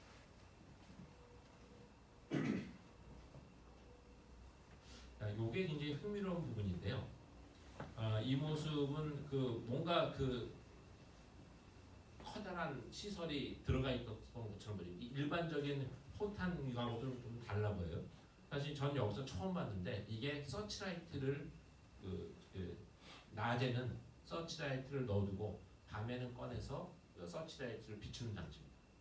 이게 낮에 폭격을 맞을까봐 낮에는 이러한 커다란 그 지하 벙커, 그러니까 지하는 아니지만 사실은 이렇게 벙커에다가 넣어두고 이것이 그 디테일 보면 이래요.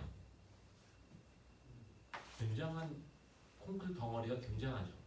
그렇죠? 이것도 마찬가지로 양쪽에 이렇게 이걸 파고 넣은 다음에 여기다 철문도 굉장한 규모의 것을 갖다가 넣었을 때 웬만한 폭격에도 버틸 수 있게. 그러니까 서치라이트의 기능이 굉장히 중요했다는 것을 보여주는 것 같아요.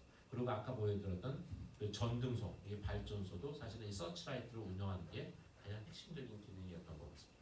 이 서치라이트가 좀 남아있고 이 서치라이트 안에 문제가 있어가지고 안에 이게 이 철문이 닫혔을 경우에 대비해서 이게 비상으로 하는 계곡을 하는데 이것은 사람이 들어가 버리는 건 아니고요. 이것은 이 안에 사람이 갇히거나 등등했을 때 그 사람한테 그 사람이 숨 쉴 수 있고 먹을 것을 제공해 줄 수 있는. 이거는 그런 거 혹시 보셨는지 모르겠습니다. 그 인천에 보면 인천 제1은행 같은 데 옛날 은행 건물 같은 데 보면 볼트라고 하는 금고가 있는데 금고문이 있는데 그 금고문이 닫혔을 경우에 사람이 안에 있으면 이제 문제가 생겨서 위에 조그맣게 문이 하나 있습니다. 그건 항상 열릴 수 있게 그런 기능을 하는 게 있었던 것 같고요. 지금 요 포대, 요 모습과 여기가 이 모습이 거의 같아 보이죠. 지금 이것과 그렇죠? 네,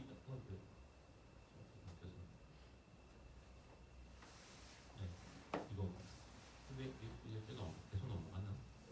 네. 어쨌든 이건 터치가 잘 안 되는 이해하겠습니다. 이 포대는 대마도에 있는 겁니다. 똑같죠. 그러니까 당시에 일본이 어차피 일본의 입장에 당시에 1937년도의 입장에서는 이 남해안은 전부 일본 땅입니다. 한반도 다 일본 땅. 그렇기 때문에 이게 표준 설계에 의해서 함께 만들어졌다라는 것을 보여줍니다. 자, 그다음에 이곳에 에서 보면은 굉장히 흥미로운 시설 중에 하나가 이 부분입니다. 이건 뭐냐면은 맨 위에 원래 끝에 가면은 여기에 이제 그 전체 그 각 지역을 그 조망할 수 있는 관측소가 있는데 여기에 보면 여기에 각 지역의 방향이 표시되어 있어요. 여기는 외양포대 방향, 여기는 절용도, 여기에 글씨 여기에 하나씩 써 있는데요. 여기는 대마도 방향. 이게 쭉 보면 딱 가서 관측할 때 대마도 방향으로 뭐야 이게 쉽게 말할 수 있어요. 그래서 지금 이 흔적도 그대로 남아 있습니다. 그래서 굉장히 많은 흔적들이 현재 나와야 있는데 이거는 애니메이션 처리 좀 잘못됐는데 이게 이제 그 저희가 묵었던 숙소에서 보면은 이제 거제도 지세포 항구 쪽을 본 모습인데 뭘 보여드리기 위한 거냐면 이 풍경이 굉장히 석양이 멋있다는 걸 보여드리기 위한 것이 아니라 사실 여기에 4개의 탱크를 보여드리기 위한 겁니다. 이 탱크는 유리 저장 탱크인데요. 원유 저장 탱크인데 이 아래까지 이 아래가 바위라고 그러고요. 그래서 이게 일제 강점기 때 이거 타놓은 거예요. 근데 여기를 해방할 때 계속 쓰고 있고, 그래서 이게 멀리서 이렇게 줌으로 당겨봤더니 여기 한국 석유공사에서 관리하고 있고 지금도 쓰고 있는 시설. 그래서 일제 강점기 때 그 흔적이나 유산들 중에서 상당한 부분들이 버려진 것도 있지만 여기 쓰여지고 있는 현장들이 여전히 굉장히 많이 있다는 것을 가져왔습니다.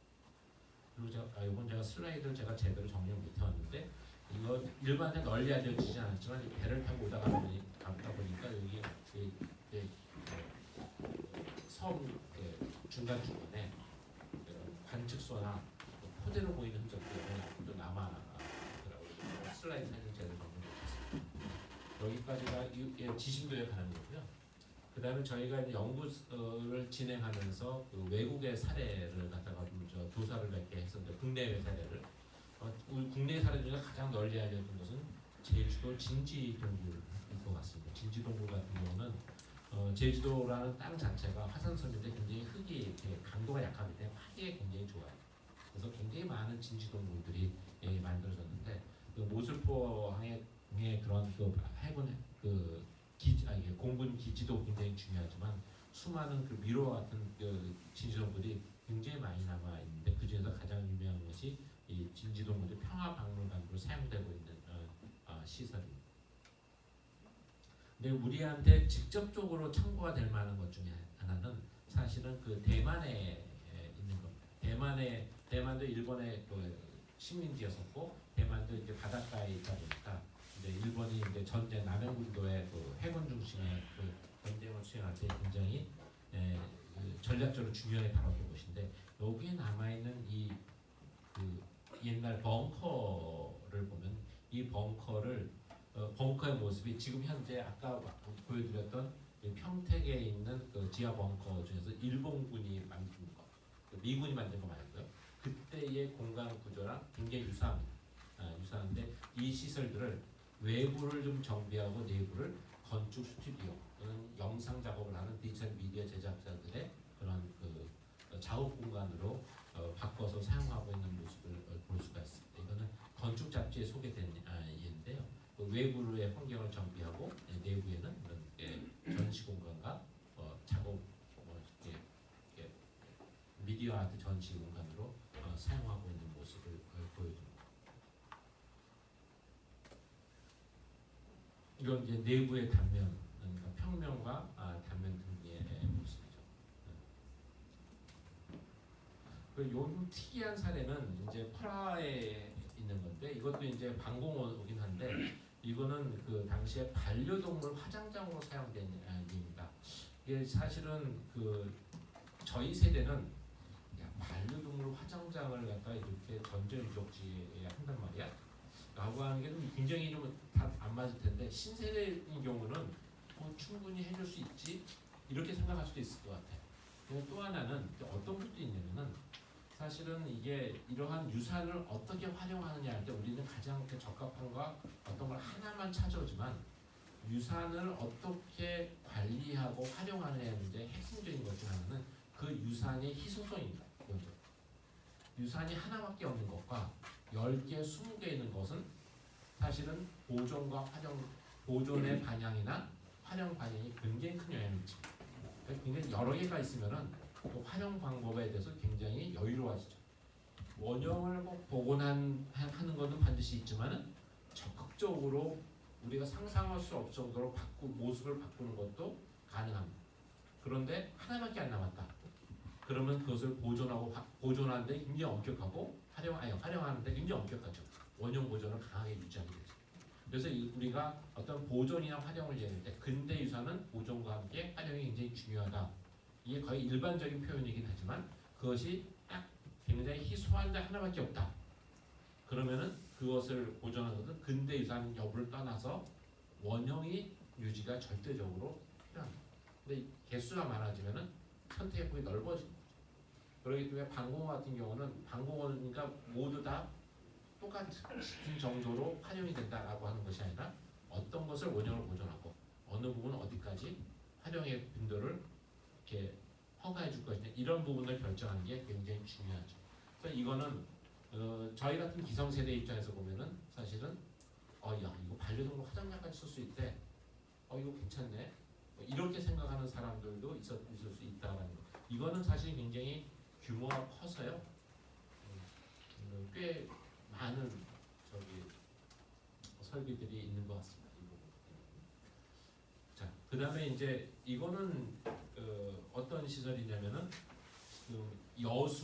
여천해랑 아까 제가 이제 요 지도에서 말씀드렸을 때 이 서해안과 남해안 일대에 항공기지가 꽤 많이 있었다 그랬잖아요. 그러니까 여수 지역에도 이런 관련되는 항공기지와 벙커들이 있어. 특히 이제 남해안 일대 같은 경우는 이제 1943년이 되기 시작하면은 미군이 일본의 본토 공격을 시작을 하는데 이제 한반도에도 이제 미군의 공습이 예상되는 시점이 됩니다. 아마 서울의 그 세운상가가 소개지대에 만들어졌다는 건 다 아실 거예요. 그러니까 2차 세계대전은 그 전략병기인 비행기의 공습의 성사 여부가 전쟁의 승패를 좌우하기 때문에 공습으로부터 얼마큼 도시를 보호하냐가 굉장히 중요하거든요. 그래서 사실은 굉장히 이렇게 많은 그 방공호들이 만들어졌는데 특히 남해안 일대는 그런 것들이 굉장히 많은 거죠. 전략적으로 미군으로부터 폭격할 가능성이 높기 때문에. 자, 근데 이게 이제 그 여천에 있는 방공호의 모습인데 이것은 현재 그래도 조금 관리가 되고 있는 편에 속한데 안에 길이가 한 100m에 나간다고요. 굉장히 크죠, 사실. 근데 현재 이것이 거의 상태도 굉장히 양호하고요. 안에 일부 그 지역에서 일부 좀 사용하고 있는 것 같긴 한데 이런 것들이 있는 반면에 사실은 이렇게 논밭에 이렇게 방치되어 있는 방공호 시설들이 있어요. 이 주변에. 그러니까 사실은 이런 것들은 사실 아직까지 전수조사도 안 되어 있어요. 그러니까 이런 것들이 문화재청에서 근대 문화재과에서 해야 되는데 아직 근대 문화재과에서 이것을 할 만한 충분한 여력이 없는 상태예요. 그리고 사실은 현재 그 근대 유산이 굉장히 중요하기 때문에 사회적으로 분위기가 중요하기 때문에 근대 문화재청에서도 관심을 갖고 일을 하려고 하지만 원래 문화재청은요 문화재로 지정되거나 등록된 것을 관리하는 부서입니다. 문화재가 되기 전 것은 자기들의 책임이 아니에요. 그렇기 때문에 당해 문화재가 아니면은 관심을 별로 갖지 않습니다. 그렇지만은 박물관은 좀 다를 수 있죠. 유물로적을 취급하니까. 자, 그래서 지금 현재 그 지역에 산재되어 있는 특히 해안가에 산재되어 있는 굉장히 많은 그 전쟁 유적들을 좀 적극적으로 조사한다고 하면은 아마 이것 자체가 박물관에 굉장히 중요한 그 한 파트가 이루어질 것 같다는 생각이고 이건 여수 여천의 케이스인데 사실은 우리가 이 가까운 인천에도 이 자유공원 아래도 이 벙커가 있거든요. 방공호가. 근데 전혀 관리 안 돼 있어요. 그냥 문을 막아놓고 있고. 이건 자유공원에 가면은 그 차를 세우는 주차장에 그냥 주차장 구역이 바로 앞에 있어요. 제가 지금 인천시 문화재위원을 하고 있는데 또 이게 좀 이렇게 보여달라고 해도 그건 우리 소관이 아니고 이게 잘 알 수가 없어요. 근데 사실은 이런 것들은 이런 방공호는 서울에도 꽤 많고요 아직도. 지역 해안가는 굉장히 많습니다. 그래서 이런 것들은 좀 적극적으로 우리가 나서준다면은 앞으로 굉장히 이렇게 평택 쪽에서는 굉장히 큰 그 중요한 자원으로서 역할을 할 수 있지 않을까 싶은 생각이 듭니다. 마지막 내용인데요. 보통 이제 그 근대 역사유산을 이것을 우리가 이제 문화재라고 생각을 하니까 우리가 통상적으로는 문화재라는 표현을 쓴다고 하면은 이런 것을 기본적으로 어떻게 활용하고 예산을 쓰려면 문화재가 돼야 되는 거 아니야? 뭐 이렇게 생각할 수도 있지만 사실 지금 같은 케이스에는 문화재가 안 되더라도 이것에 대한 준비 작업을 하는 게 굉장히 중요하다고 생각을 하고요. 그렇지만 이것을 문화재로 등록하게 될 경우는 어떻게 해야 될 것이냐라는 것을 좀 생각해 볼 필요가 있는 것 같은데요. 이게 개별적으로 문화재로 등록하는 방법이 있고 또한 이것 하나 전체를 묶어서 면 단위로 등록하는 방법이 있습니다. 최근에는 문화재청에서도 점 단위의 것보다는 선이나 면 단위로 하는 것을 적극적으로 여기 고려하고 있기 때문에 지금 현재 CPX 지역 같은 경우는 전체를 하나로 묶어서 지상부에도 일부 시설들이 남아있잖아요.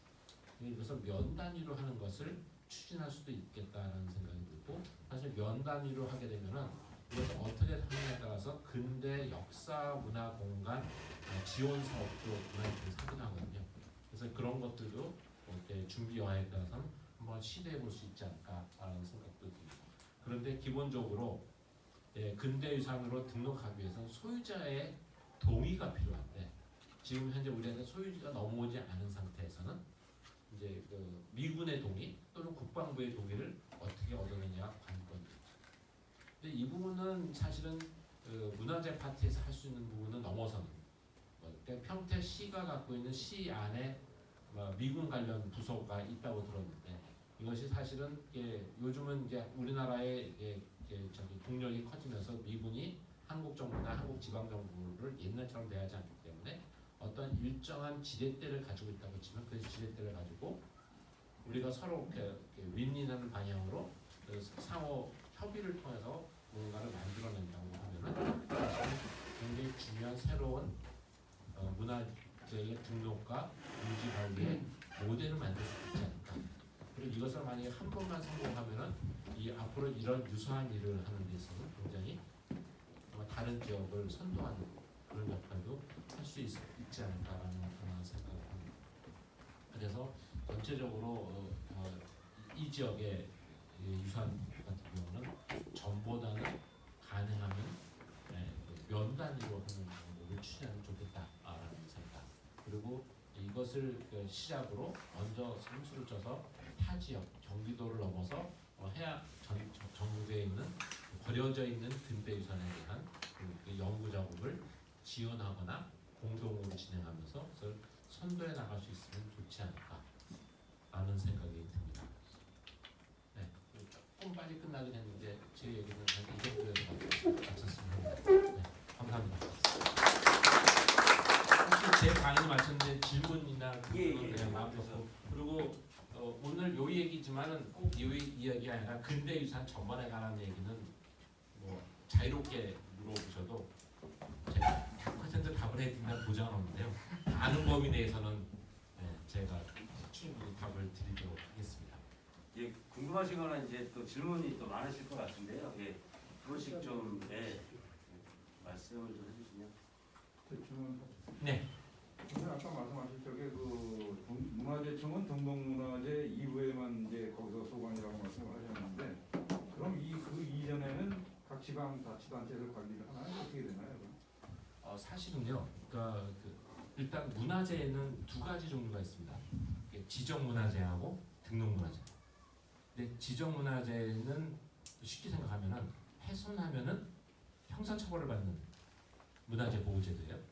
근데 등록문화재는 등록을 해서 문화재로 관리하겠다고 하면은 참 잘한다 하고 격려해 주는 제도 있지만 그것은 훼손해도 형사처벌 안 받아요. 좀 이상하긴 하지만 그래서 원래 등록문화재는 이렇게 문화재를 보호하는 것을 격려해 주는 제도예요. 근데 그냥 격려만 해줘 가지고는 별로 많이 안 움직이니까 그것을 보존할 경우에 수리비 다 대주고 그다음에 세금도 개인 같은 경우 세금도 감면해주고 상속세 유예해주고 뭐 그런 이제 인센티브를 줘서 자발적인 보존을 유도하는 제도고요. 지정문화재는 이제 우리가 흔히 말하는 국보, 보물, 사적, 시도이용 문화재 이런 것들이 지정문화재입니다. 자, 그래서 이것이 문화재로 지정되거나 등록되기 전까지는 다 소유주가 개별적으로 그들 책임해야 하는 거예요. 그런데 이제 최근에 이제 그게 너무나 무책임한 거 아니냐? 이 문화재는 공공재인데 그렇게 해서 이제 서울시 같은 데서 적극적으로 하는 것이 뭐냐면은 그것이 미래유산제도. 그래서 서울시가 등록문화재로는 약하지만 이런 것들은 굉장히 지역사회의 공동의 기업 소중한 자산이니까 잘 관리하면 어때? 관리하면 지원해줄게 이렇게 해가지고 유도하는 그런 게 하나가 있고 또 하나는 국토부에서 우수 건축자산인데 한옥동 건축자산 진흥에 관한 법안이라는 것을 만들었습니다. 그것도 마찬가지 등록문화재까지는 아니지만 그것은 현재 등록문화재 이전이라 하더라도 만약에 보존할 가치가 있으면 이것은 적극적으로 보존을 고려해보자. 근데 이 제도가 꽤 파워풀합니다. 왜 파워풀하냐면 미래유산제도 비슷하게 뭐냐면 사실은 문화재가 된 다음에는 문화재청이 관리했죠. 문화재가 되면은 진짜 아무것도 안 하냐. 사실은 서울시 미래유산제도나 국토부의 한옥동 건축자산 진행에 관한 법안 같은 경우는 어떤 걸 할 수 있냐면 각 시도에서 도시계획위원회라는 게 있잖아요. 도시계획위원회에서 어떤 특정 지역이 보면 약간 노후화된 지역에 대한 개발 사업을 할 수도 있고요. 또는 오래된 역사문화지구로 관리하는 제도를 만들 수 있는데 그 지구단위 계획 같은 거예요.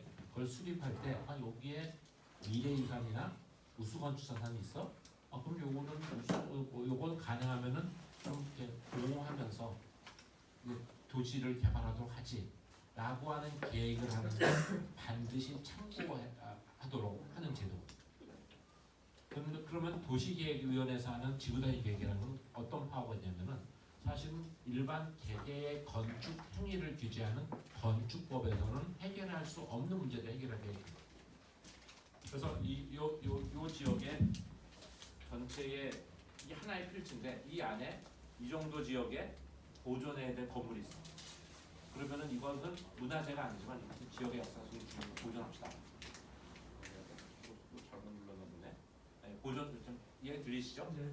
네, 보존하는데 그냥 보존하자고 하면은 민간 재산에 좀 손해가 되니까 대신에 요걸 보존하는 대신에 용적률 계산해서 요 땅이 차지하는 만큼의 용적률은 우리가 다 빼줄게. 그러니까 요거를 보존해도 나머지 용적률 600%다 찾아먹게 해줄게. 그러면 사업자 입장에서는 손해 볼 게 없잖아요. 그리고 이것이 하나의 역사유산이 있으면 이것을 가지고 이것이 존재하기 때문에 여기에 또 다른 마케팅을 할 수 있는 여지도 생기죠. 그러니까 건폐율을 완화해 준다든지 용적률을 저기 해서 그래서 또 하나는 어디는 우리는 용적률보다 높이를 좀 풀어줬으면 좋겠는데 그럼 옆에 높이가 한 90m를 향해서 정했다고 하더라도 전체 보니까 요것의 보존 가치하고 높이를 한 10m 풀어주는 거하고 같이 비교해가지고 이거 높이를 한 10m 풀어줍시다. 이게 훨씬 더 중요하잖아. 그런 것들을 할 수 있는 게 도시계획위원회. 그래서 미래유산이나 우수건축자산 제도 그런 것들이 있으면은 그렇게 도시계획의 융통성을 할 수가 있는 융통성을 발휘하는 그런 것들은 시에 살 수 있는 문화재가 아닙니다.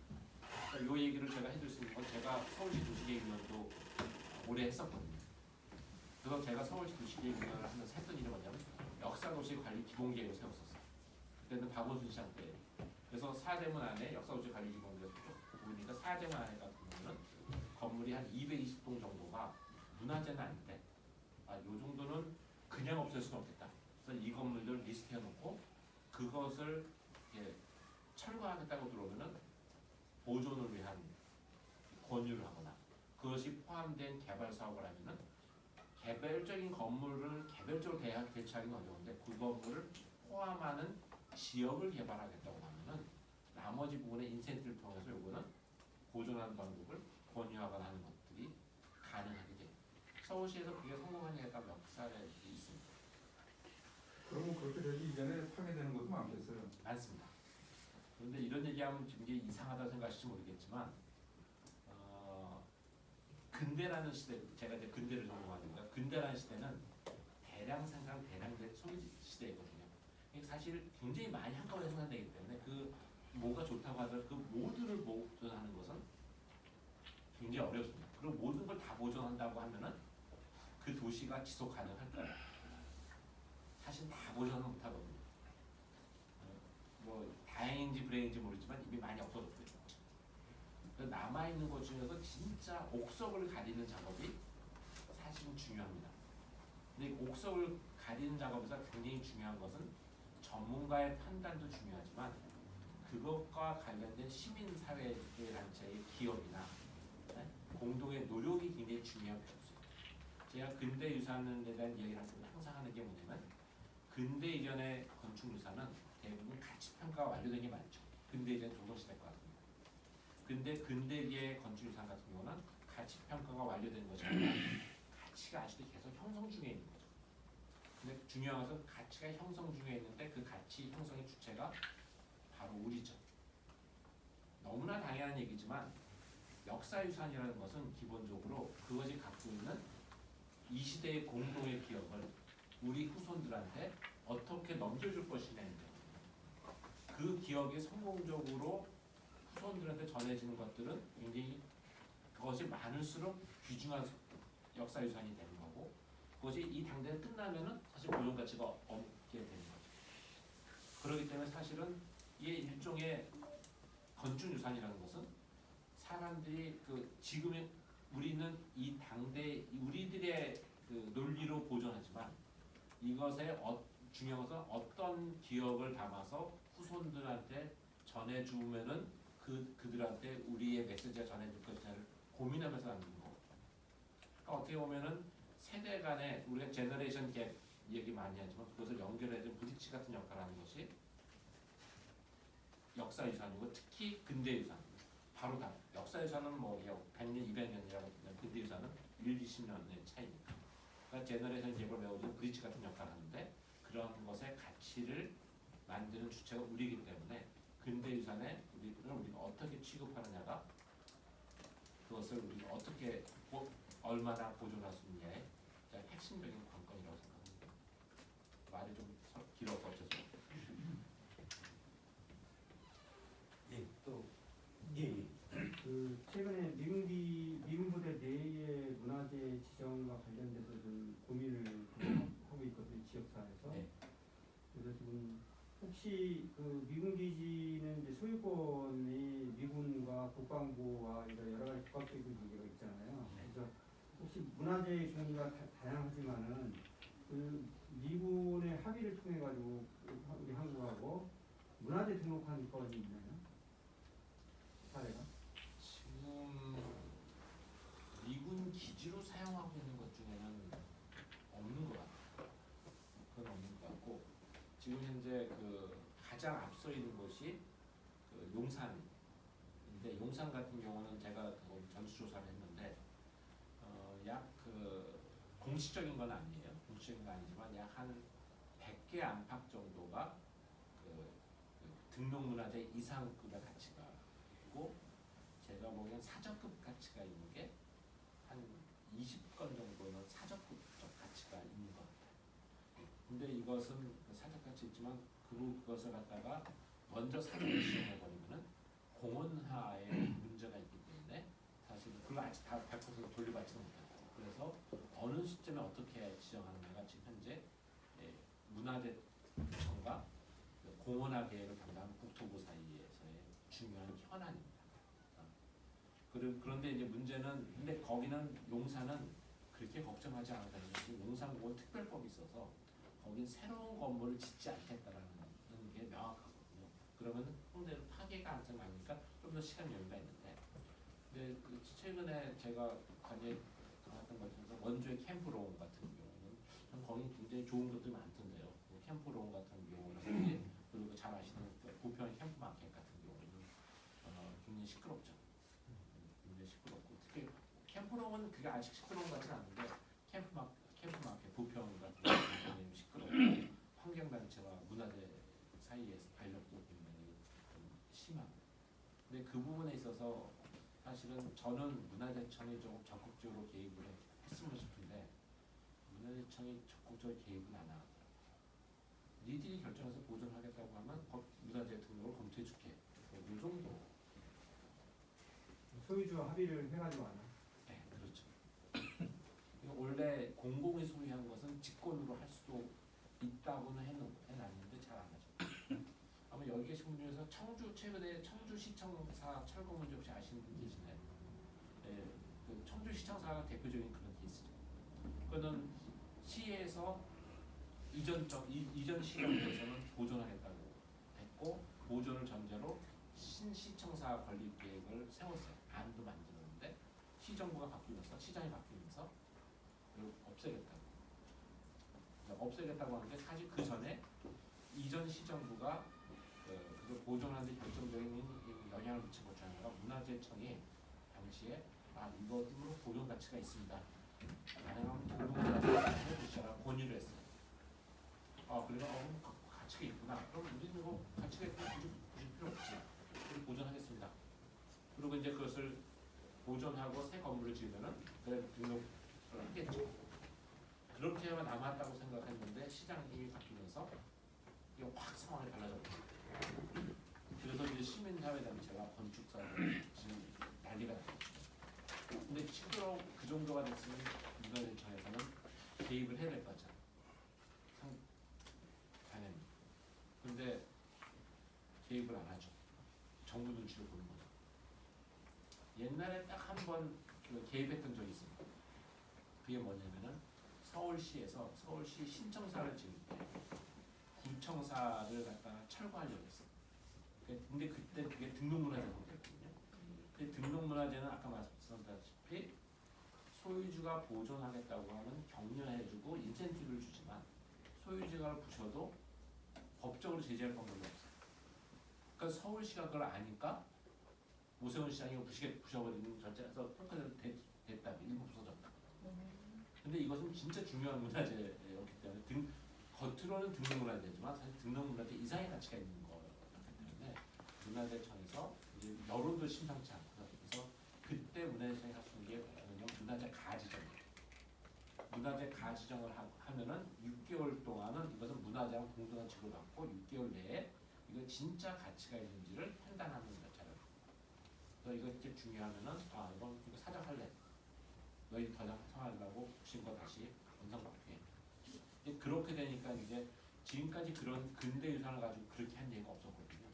근데 그 사건이 딱 벌어지고 나니까 이제 오세훈 시장이 난리가 나고 그래서 이제 미안하다고 사과하고 그다음에 더 이상 훼손하지 않고 이미 있는 것들. 그런데 이제 이미 부신 건 어떡하냐.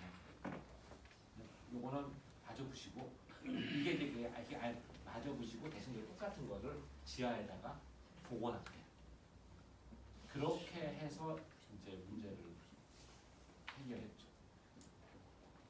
그래서 아직 근대 유산에 이렇게 근대 이전에 보건쪽 문화재 같은 경우는 함부로 그런 일이 벌어지지 않는데 근대 유산은 아직 이제 시작 단계라서 굉장히 많은 케이스 바이 케이스로 선례가 없는 일들이 굉장히 많이 일어나요.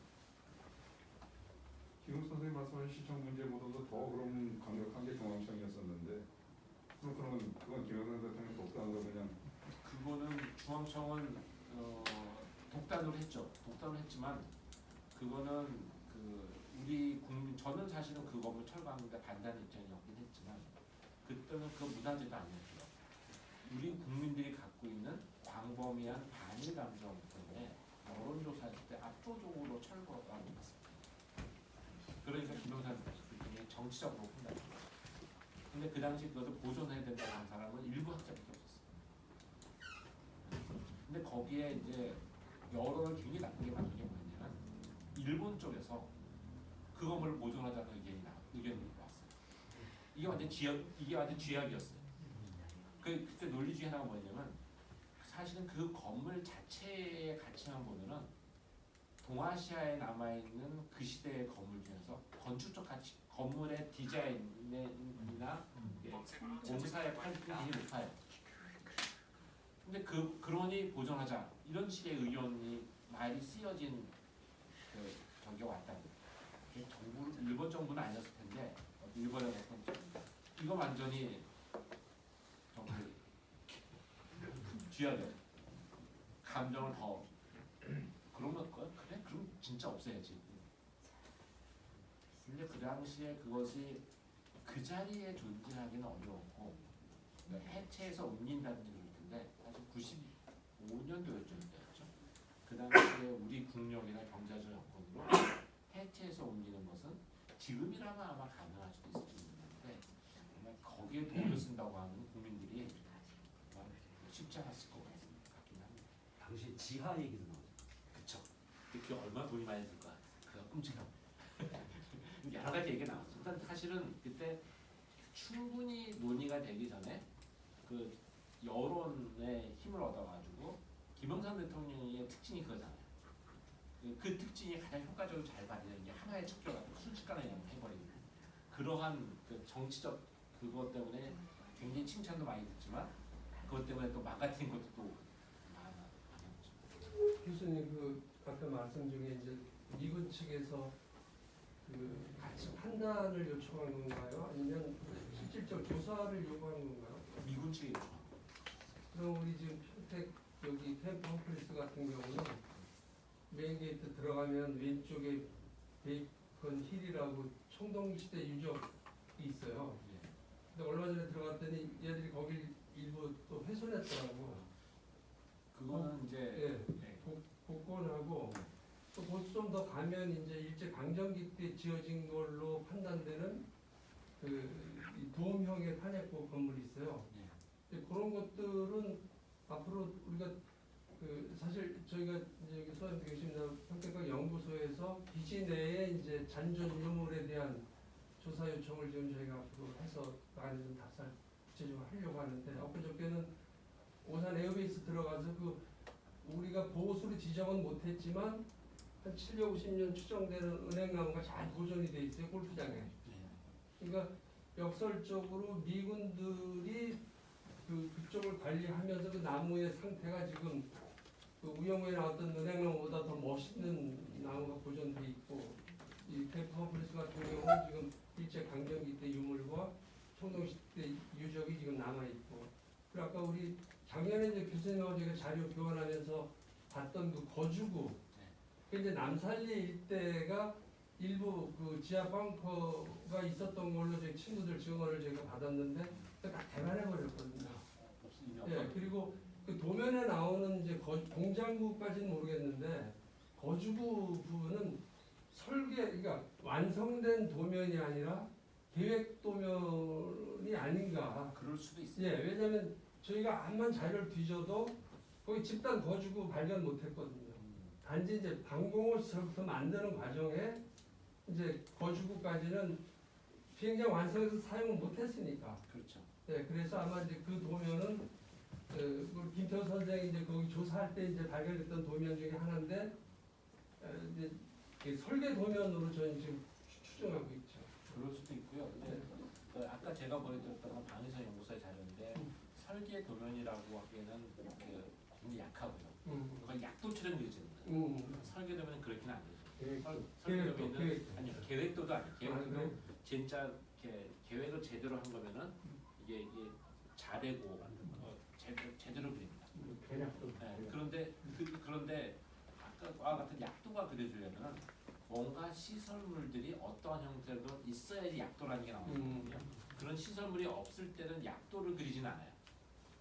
그릴 방법이 존재하지 않죠. 어렸을 때 우리 애들의 가정환경교사서 같은 거 약도 그릴 때는 있을 때 그리는 거거든요. 그래서 사실 아까 그 펜펌플 안에 한약 같은 게 있었다고 하는데 그런 것들이 우리가 이제 50년대나 60년대에 항공 사진을 보면서 그런 것들 좀 검토해서 보고 어느 정도까지 됐을지.